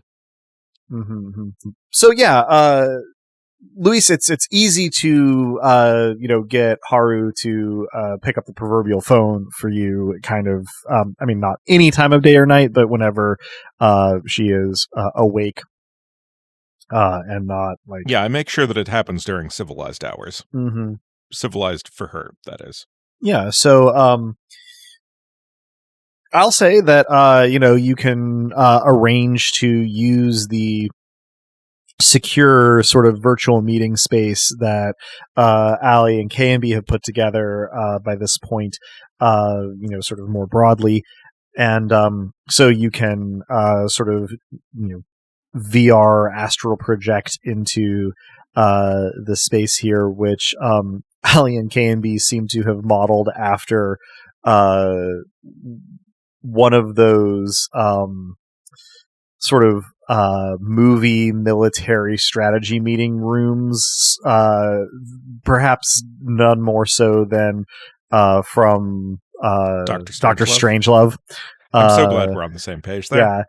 And so it's not quite all black and white, but the hues are kind of desaturated, and instead of being able to see the edges of the room, it just kind of like becomes black, with the acoustics suggesting that there are walls somewhere in there. And so, Haru's avatar, which is sort of like a, we might call it, not too different from the animated aesthetic of something like K-pop Demon Hunter's version of, like her sort of public-facing persona, sort of constructs itself into space, and she, sort of gives you a little wave, and says, "Good to talk to you again. I am a little crunched for time, but Okay, yeah. Shoot." Several things. One, we're a little broke, but we're possibly looking for a bit of a shopping spree in advance of what will ultimately be the corporate equivalent of an execution. Also, as part of that, I will need to pick your brains and possibly get your actual assistance in writing the world's most damning press release. She kind of specifically in the style of Asano Heavy Industries. She sort of steeples her fingers and looks at you for a moment, and then gives a big smile and goes, "I like where this is going. I like where this is going a lot. So I think that's help I can give. You mentioned Asano. I will give her the skeletal version of the plan. Okay. She sort of snaps her fingers a couple of times, but her hardware doesn't pick up the sound. So she has these like very physically convincing but soundless finger snaps, and then says, "Do you mind if I tell my dad about it? I think he'd be interested to know, and it may jostle something loose." If there is any, if you think it will be good for him, and if there is any benefit that comes of it, certainly just preferably do so in a secure fashion.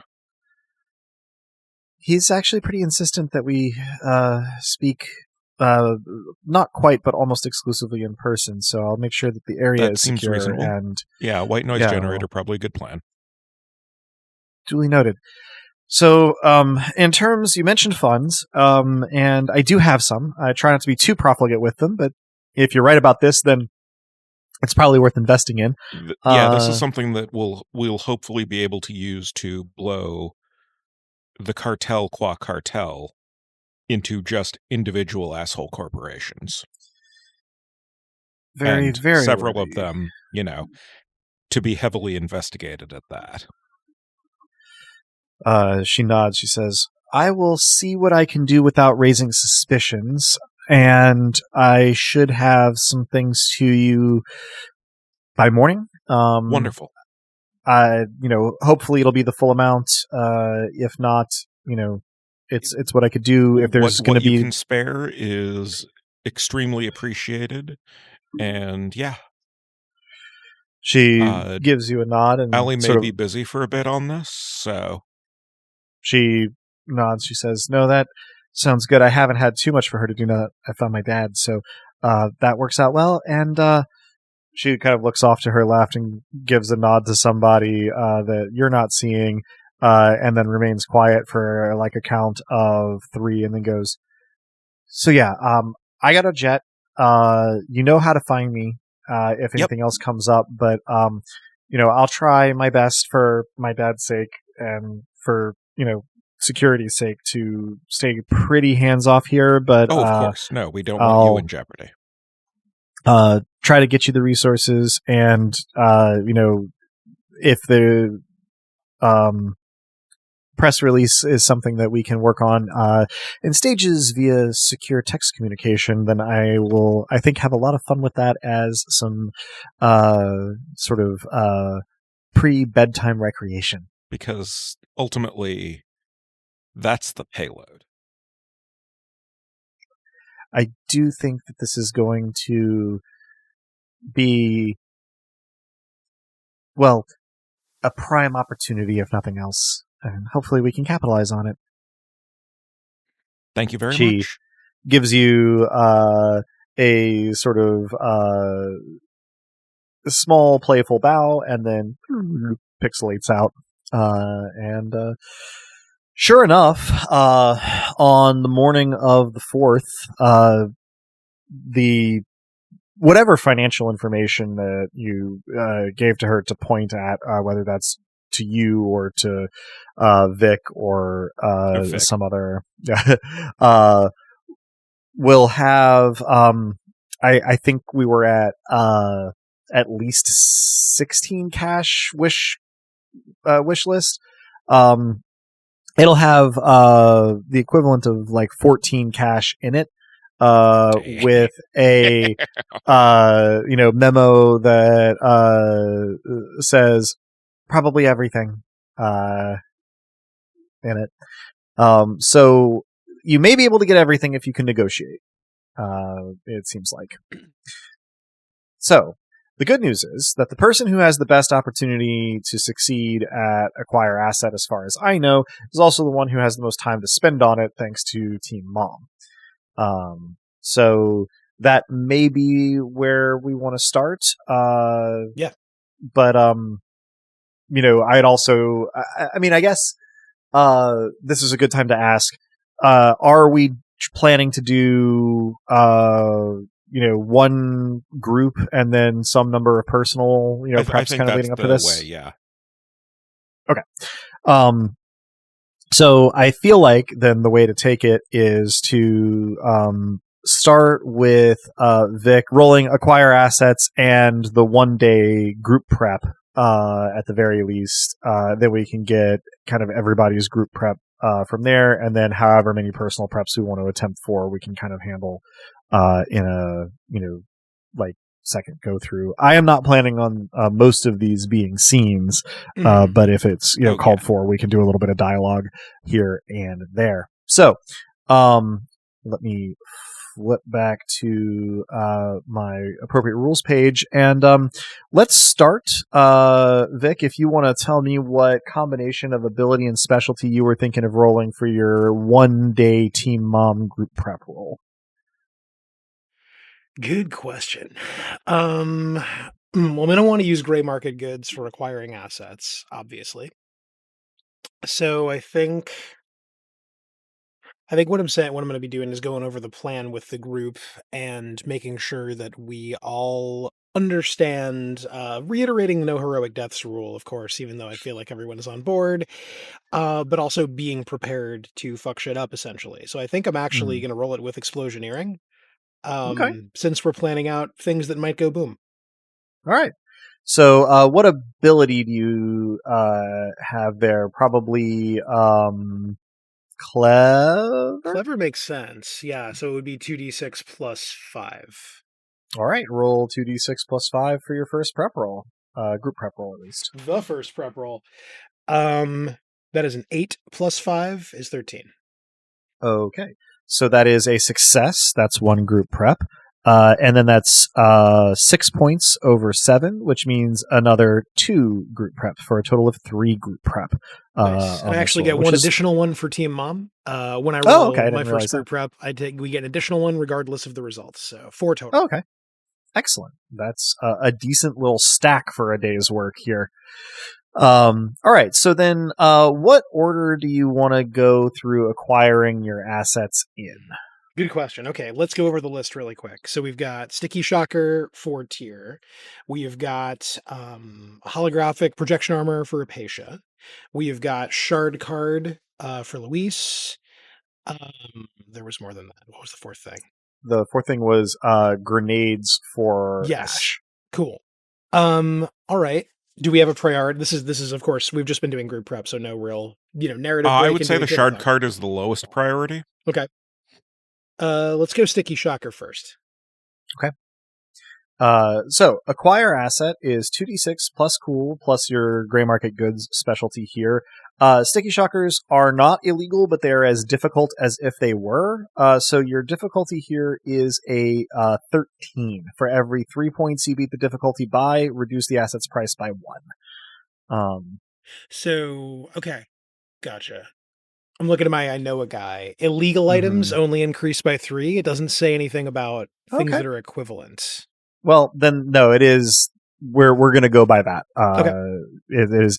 I think the language on the Sticky Shocker, these are not illegal, but they are rare, and so they are as difficult to acquire as if they were. For you, an illegal item is going to be a difficulty of 10, so that's also what the Sticky Shocker is going to be. So go ahead and roll 2d6 plus cool plus gray market goods. Right. We really want to crit here. We really want to crit here. If we can manage it. That is a pair of 5s. All right, yeah. That is. What does the crit get you? The crit gets me, it reduces the price by 1 step, and I get to roll again for another asset without spending extra time. Very nice. Nice. So, what is the actual total number from that 10? 13.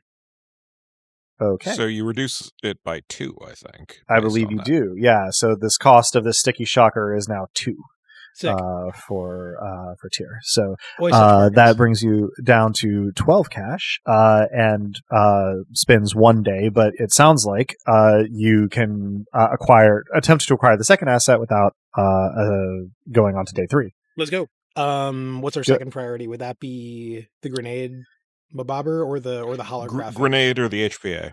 I feel like the thing for the player character should probably be second Makes sense priority. to me. And let's rolling for grenades. If we could keep rolling crits, that wouldn't let me roll again, I don't think, but it would reduce the price. So right. Cool. Crit. No crit. Unfortunately. That is a 7 plus 3 is 10. Okay. So that's same result. Equal 13 total. No, sorry, 10 is the total. 10 is the total. Okay. 7 was the die roll plus the 10 my bad. equals the difficulty. So I believe that then means that you are going to be paying the full 4 for the grenades there. That's cool. Now I will rule on that if I am remembering correctly from the asset list here, grenades, while expensive have the tag flashbang, frag, high explosive, smoke, or tear gas. Ash, which one are you most interested in? Damn. Decisions. Officer Sophie's choice.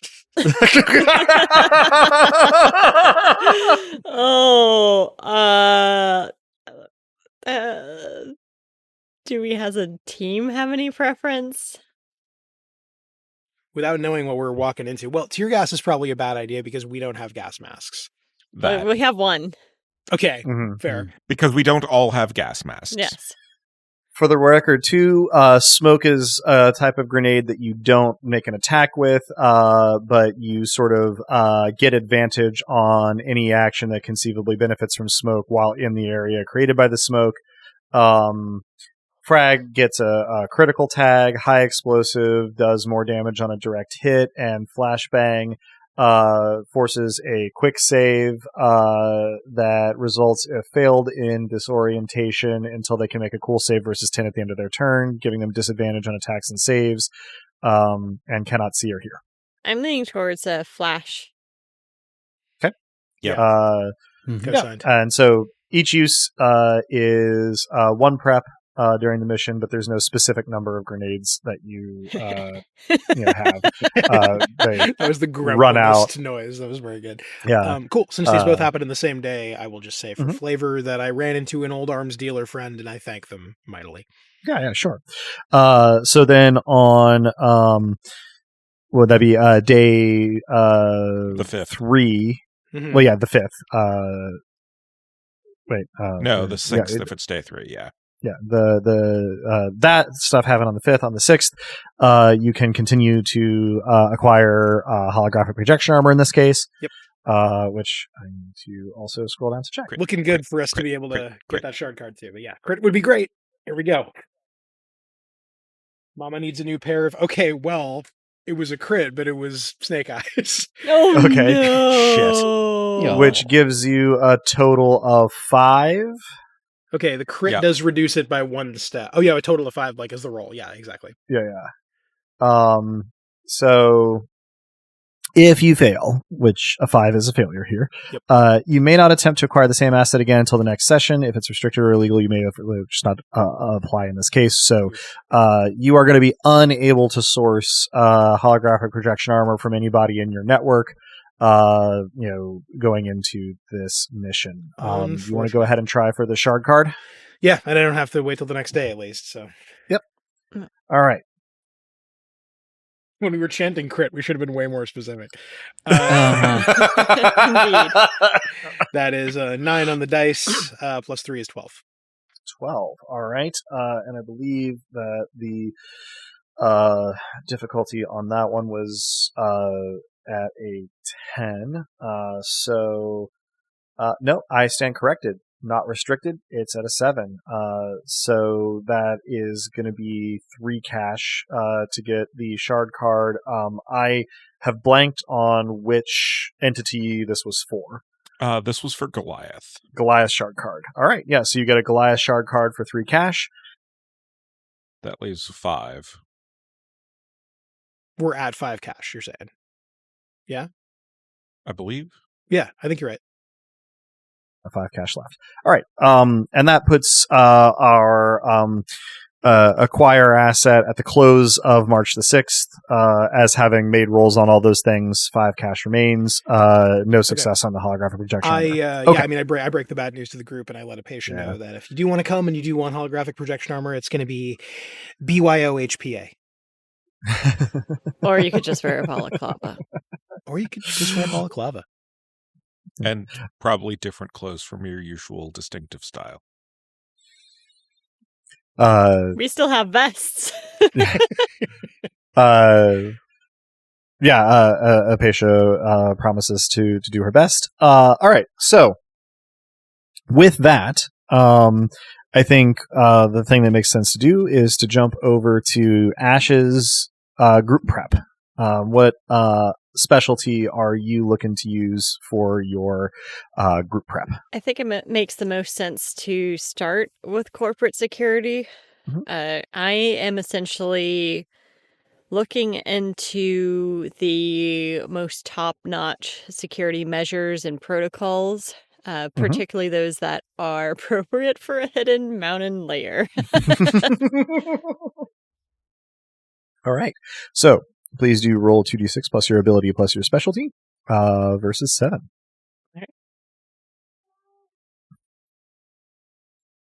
So that would be 8 plus 3 for corporate security. And So 11. then your ability here would probably be cool or clever. Yes. Can I reuse the same ability? The abilities don't get scratched off, yeah. Yeah, so I would say clever on that one. So that'd be I mean, additional 3. Given the way you described it, that makes sense there. So that's a total of 14? 14? 15? Mhm. 14. Okay. Which is prep for the success, and then I believe 2 more for points over 7. So a total of 3 group prep on the pile for, I believe, a running total of 7 group prep so far. All right. Luis, your group prep. I think my group prep is going to be, again, map, in the same way that Tyr had previously, but mapping the basements near that end of the station to, for any potential ingress, egress, etc. And for that, I am going to, I think, use quick or clever, if you will let me, plus stealth. Okay. I think that on the timeline of a week A full to week work of on it, this, clever makes sense. And so that would be 2d6 plus, I think, 7 because of basement dweller. I would also, oh yeah, Don't Be Evil is only for hacking related roles, so yes. Yeah, so 2d6 plus 7. That is an 8, so 15 total. All right. So 1 for success, and then another 2 for exceeding the difficulty for another total of 3 for a running total of 10. Yep. Group prep. Excellent. And Tyr, your group prep. Yeah, well, I feel as though I certainly would want to use the LiDAR to scope out the facility to the best of my ability, using a combination of my squirrel and pigeon selves, just go and scope it out in person. Yeah, the good news is that this is an area where these drones are relatively expected. The bad news is that there are still areas where even that access is restricted and monitored. The good news is that you are equipped to do so from the air, and so don't have to really worry too much about that if you're careful. So all that is to say, this sounds to me like the roll is going to be 2d6 plus clever plus robotics. And does my personal drone count for this, or that's only for other kinds of things? If this were a different kind of role, I think they would stack here. But since we're picking a specialty per prep roll, I think we have to stick with 1. Makes sense. So 2d6 plus 6 for this prep roll. It's a 6 and a 3, so 9 plus 6 is 15. 15. All right, that's the same total as the last 2, I think, or close on. So another 3 group prep on the pile from that surveillance, and I'll go ahead and just kind of throw the detail on there that you are fully unable to detect the presence of this facility this way. Which is not super surprising, but you actually have a really good actually like extremely high resolution, sort of 3D map of the surface of the station in that area. and a pretty good idea of a lot of the infrastructure that isn't too far away from the surface in a variety of places in there as well. So when we get to the mission itself and that information might be available, you will just have some of that at your fingertips, if not totally comprehensive. So yeah, and so that is up to the end of March 10th, I believe. So we'll circle back to Vic in just 1 second. All right, so we are, moving into personal prep here. It looks like for non-Vic persons, you might be able to get like 2 in, before it's go time. I think that leaves Vic with like up to like 6 opportunities for acquire asset or personal prep, although the personal prep incurs escalating difficulties. So I guess you can kind of decide there. I would rule too, though, I could see it going either way here. The language for group prep says this action takes roughly 1 week. And so I would let you get another group prep roll in there if you wanted to instead. We've got a decent now that would also increment the difficulty. Sorry. Number 1, we have a decent amount of group prep. Number 2, because of all my team momage, if I have personal prep, other people can spend it. It is kind of group prep. So it wouldn't be a bad idea for me to rack up some amount of personal prep and then maybe try for some additional supplies. Okay.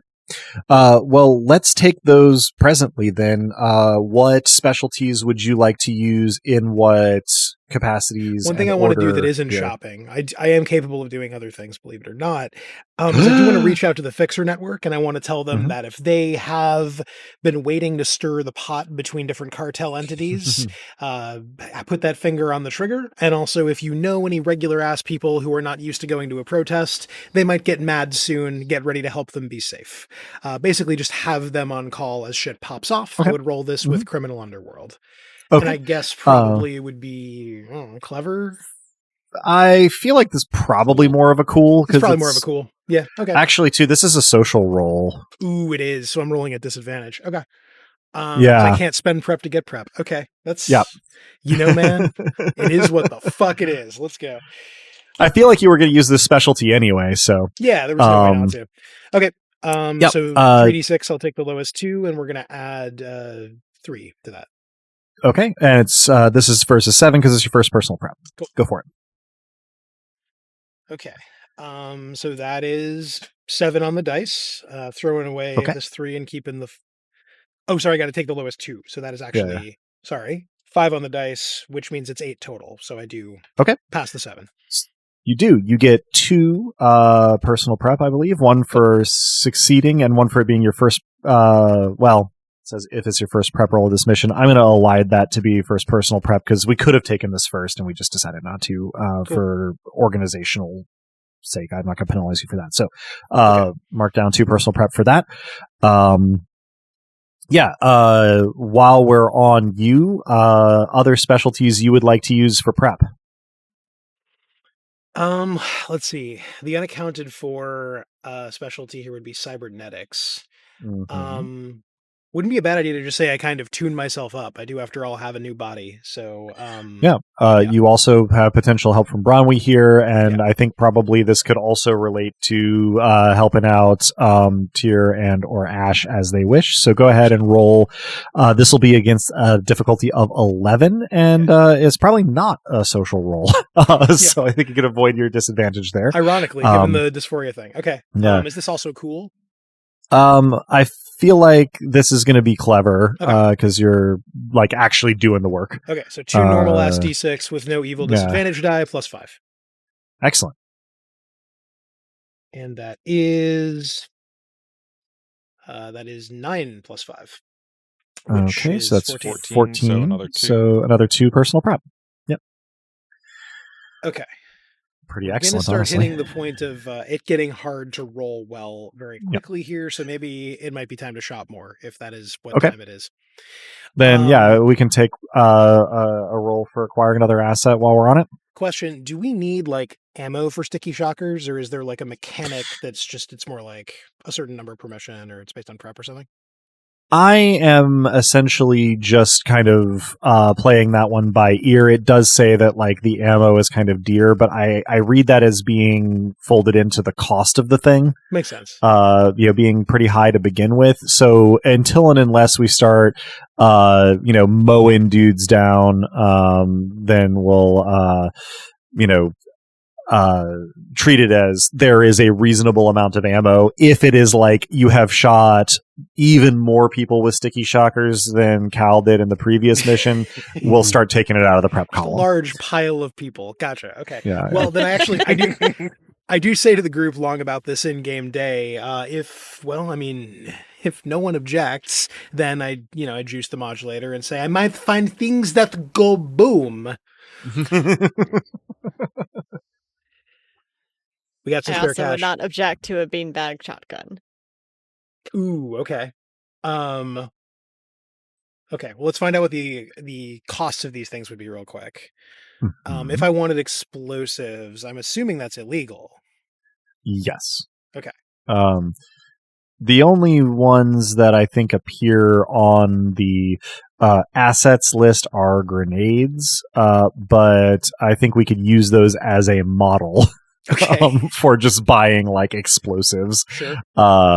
So I would count them as illegal and cost 4. Okay, so then we're not going to have, and well, if we argue the price down, we could have, what's a beanbag shotgun cost? I don't know that we're going to be able to get both.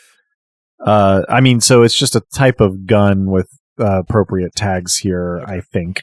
Better yet if the beanbags explode into glitter and multicolored powder. However, that is out of character. Cal would hate that. I like how Yes. strapped Cal is here. Like, we're just going to keep yeah. But, oh my god, the glitter gun is very good. So I think that a beanbag shotgun here would be actually pretty dear.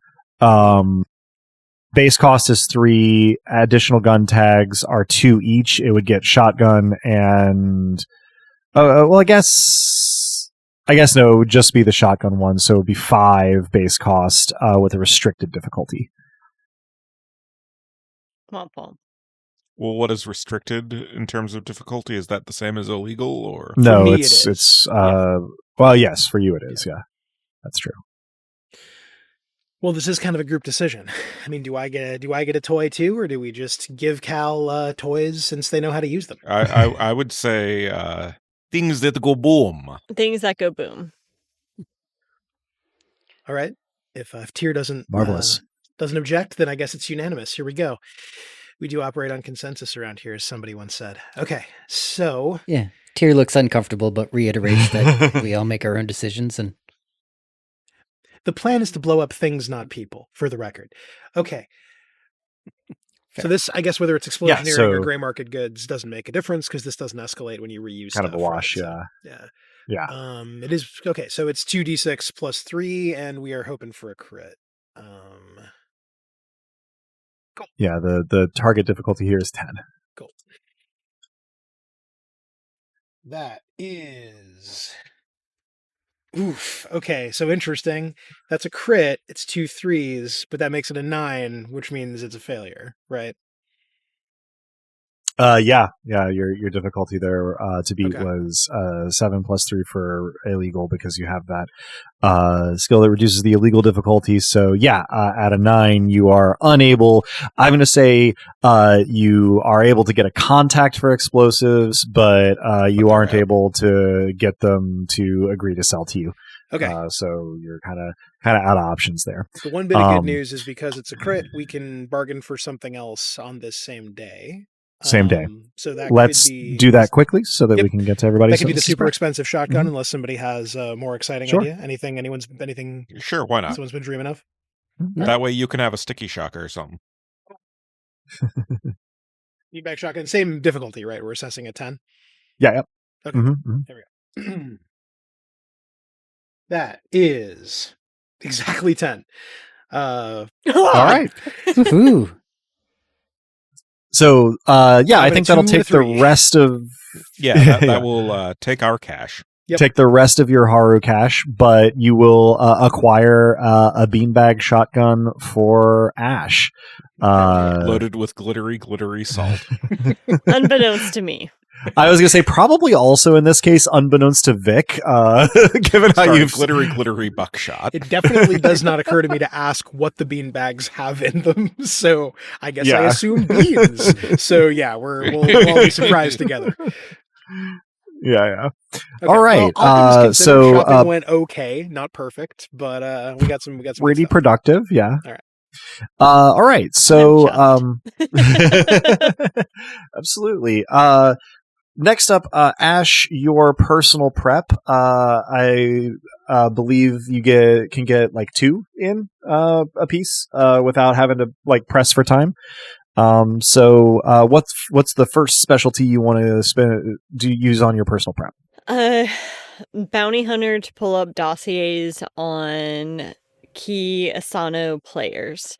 All right. So figuring out their hierarchy and specifically who might have a particular stake in the hidden mountain layer and who might be there. Sure. So I think that's going to end up being 2d6 plus 6 versus a difficulty of 7. Go ahead and roll.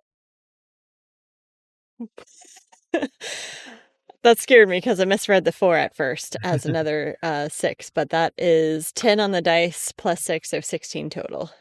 Okay. So I think that's going to be 1 for being your first personal prep, 1 for success, and then 3 for rolling well. So that's going to be a total of 5 personal prep on your first outing here. Hot damn. It's a lot of grenades. Hell yeah, it is.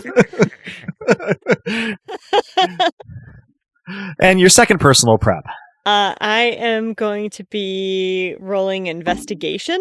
I am looking at the blueprints of the station for infrastructure that would organically lend itself to the interior of the mountain layer. Okay. Go ahead and roll that with clever. Plus on 2d6. So, and this is versus 9. Versus 9? Okay. Yeah, because it's your second. And that's 2d6 plus 6 again? What the clever plus investigation? 3, yeah. Okay. Yeah, okay. So I rolled a 5, plus 6 is 11. Okay. So yeah, you'll just get the prep there for succeeding. So 1 this time. All right. Think that moves us on to Luis.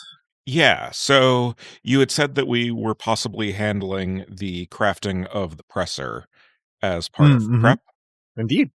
Okay, Can so do. that sounds like it is either bullshit or linguistics. I like bullshit for this, frankly. I also like bullshit for this. It's 1 higher. Mm-hmm.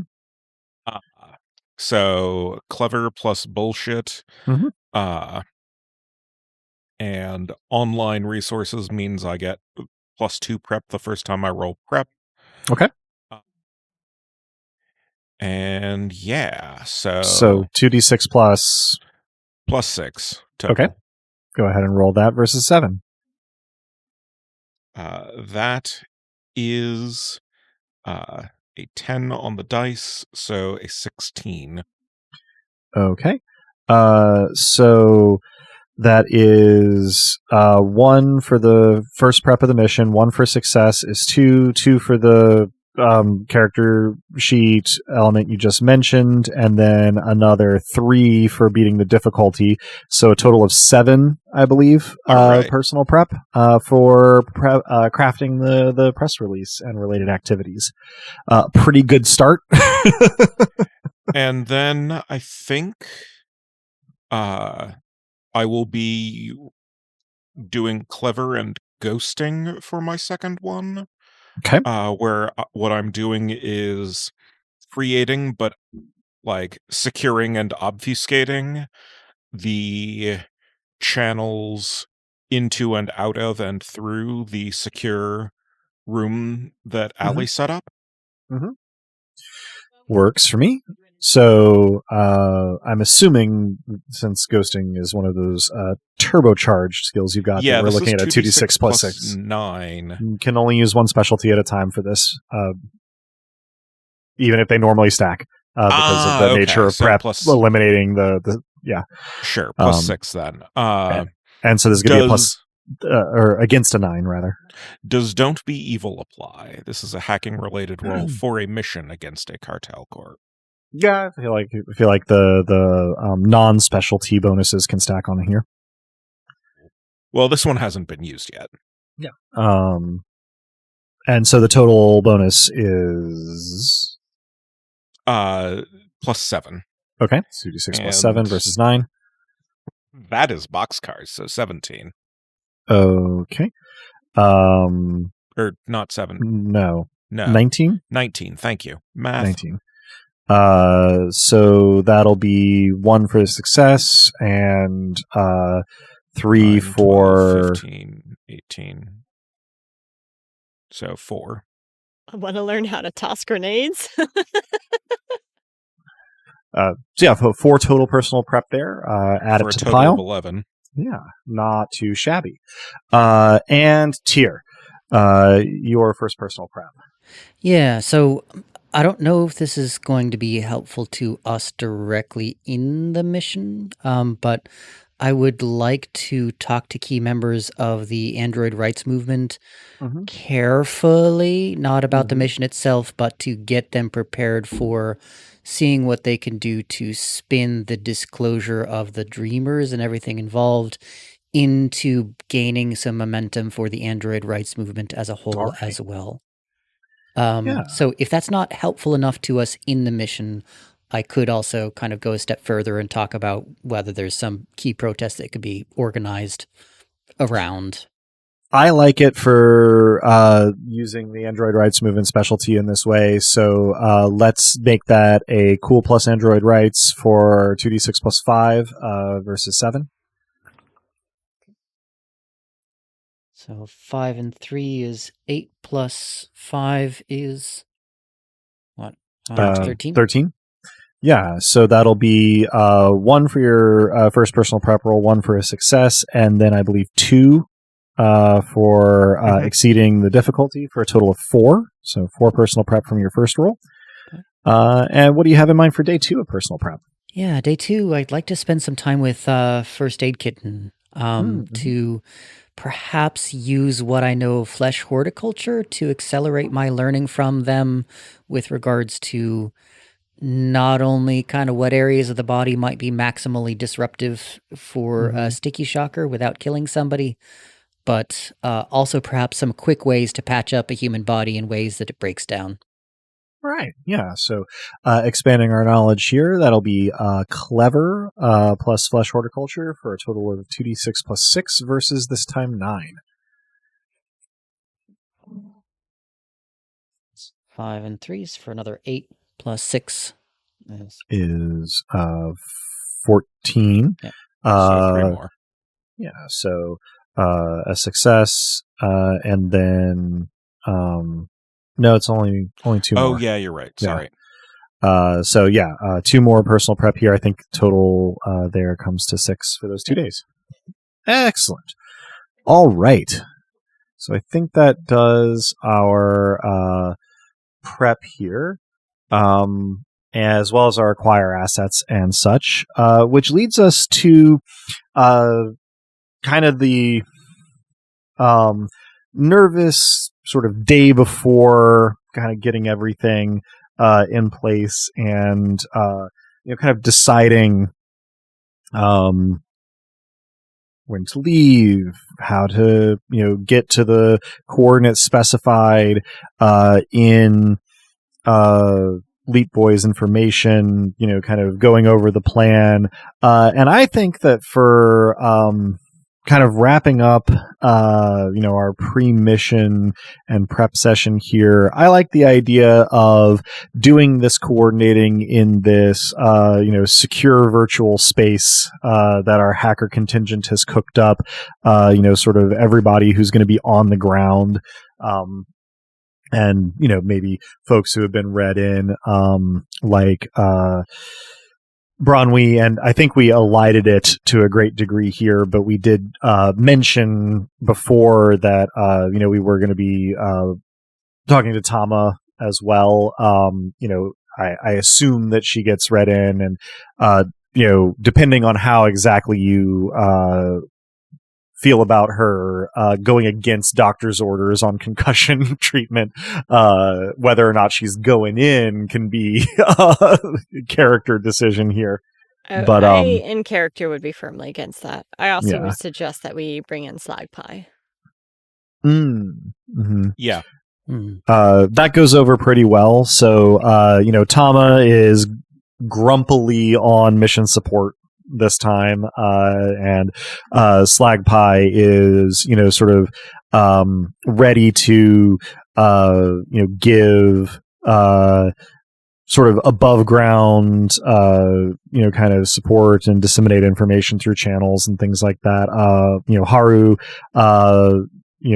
comes on to the meeting as well, not being as directly involved, but obviously, helping with the press side of things and trying to kind of keep her dad in the loop, though he didn't have anything specifically useful to share right, when she, kind of let him know the appropriate details in a secure way. Ash? I also plant the seed of borrowing any toys that Tama won't be putting to use. I am going to briefly mark her to write that down, because I do think that belongs in next session. And so I think, usually we end on like, kind of punchy dialogue. We end on, a particularly, precarious or even sometimes celebratory scene, but this time I think it makes sense for us to end here with everybody kind of coming together, at the end of our preparations here, though Apatia, by way of greeting, when she arrives, will say, "It's raining again." And I think that'll be where we end this session. All right, crew. We're headed to Space Mountain. God damn. That was well done. So that'll conclude this session of Dice Punks, tantalizingly. Thanks for joining us. I hope our players and listeners enjoyed it as much as I did, and that you'll join us again next time. Next time, I think, is going to be similar to the way that we concluded our previous campaign, where we're going to do sort of like a mega recording and kind of split it up as necessary, and really finish this thing with a bang. So I couldn't be more excited looking ahead to that. I hope you're excited too, players and listeners. And listeners, if you're hearing us now, then you probably know where to listen to this, but we can be found almost any place one can listen to podcasts, as well as on the wider web at dicepunks.com, and on Tumblr and Blue Sky as at dicepunks. With that, I think we're ready to say farewell. So say goodbye to the kind folks back on Earth, players. Thanks for listening. Shopping for your friends is fun, even when no one gets a bomb. We appreciate you tuning in. Remember that you don't have to tell someone you love them to let you know that you care. You can just hang out and eat a bloomin' onion with them instead. Thanks for listening, folks. And it's good to come out of your shell to meet your family's friends. We sure do appreciate you spending this time with us. And, whatever's going on wherever you are right now, I think the future looks bright, and then dark, and then bright again on roughly a 24-hour cycle. I think you're right. A pattern is emerging. He's always getting upstaged, he says.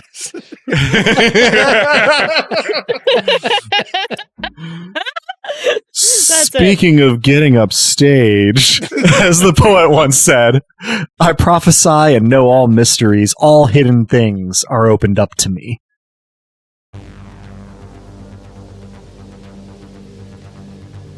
Beloved listeners, thank you for tuning in. Stick around through the admin stuff for Vic's Vagaries. The music in this episode, Augment or Die, is by Emerson Boatwright and our very own bookmonger, Drew.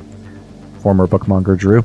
Check out their other work at the link in the show notes. Editing and our rad new cover art was done by Joanne, who has appeared on the podcast now and again. Check out her work around the internet where she goes by anything so's. Site design and graphics for dicepunks.com or by The Revenant, Robin.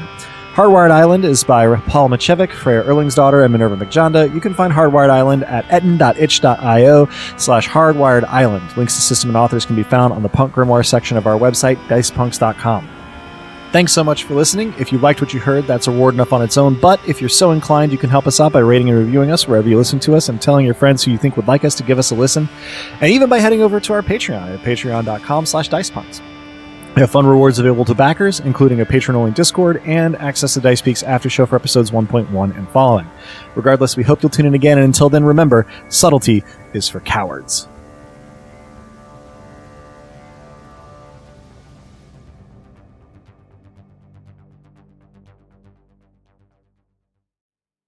The single most unexpected thing I've learned from Kato being back on planet is that my parents are still looking for me. Well, me. A version of me. Many names and faces ago, someone intelligible to them, and for precisely that reason, someone who probably never existed in the first place. If they found that person, looked her in the eye, they wouldn't find who they were looking for, wouldn't find what they were looking for, would just stare blankly through any sort of revelation. You can be a ghost many times over while you're alive. And if that's not exactly a comfort, then, well, as any ghost will tell you, there is some comfort in knowing you've got the power to haunt the nosy, incurious, uncomprehending living. More practically, I suppose, there's comfort in knowing that I've been successful in not being found, despite great effort and no small expense being put to the task, despite favors being called in, favors the cost of which were and are their own kind of haunting. I learned that from Luis, from Byrne, from Matchstick, that there's worlds of difference between hiding while hoping to be found and actually pulling off a disappearing act, sticking to it, having a whole life after. Ghosts are made of unfulfilled desire, so if you're going to be one to anyone, then first, know what you want. Or don't, I guess. I learned that from Tyr, from Ing, from Ohm. It's something like peace with uncertainty, modular in ways that put my own modularity to shame, but not the kind to ever think to shame me for it. Transhuman in ways I never knew to dream of. Ghosts are only ghosts from the point of view of the uncomprehending living, traces and signs of something they may see as beautiful or terrible or simply other, but that they mostly can't see at all. And I learned something even simpler from Ash, from Cal, from the R3 Venant. Don't be so quick to plan your own epilogue, to think of yourself as a thing already set in motion, hurtling toward an ending you chose and keep choosing, but over which you no longer have any control. No. However keen the loss, however impossible the task, there is an after, and there will be an after that. I am, at my best anyway, as stubborn and as secret as Luis, as open and as impossible as Tyr, as caring and as willing to be cared for, however reluctantly, as Ash. And I'm the sum of every desire, fulfilled and unfulfillable, of which the uncomprehending haunted can see only a fearsome trace.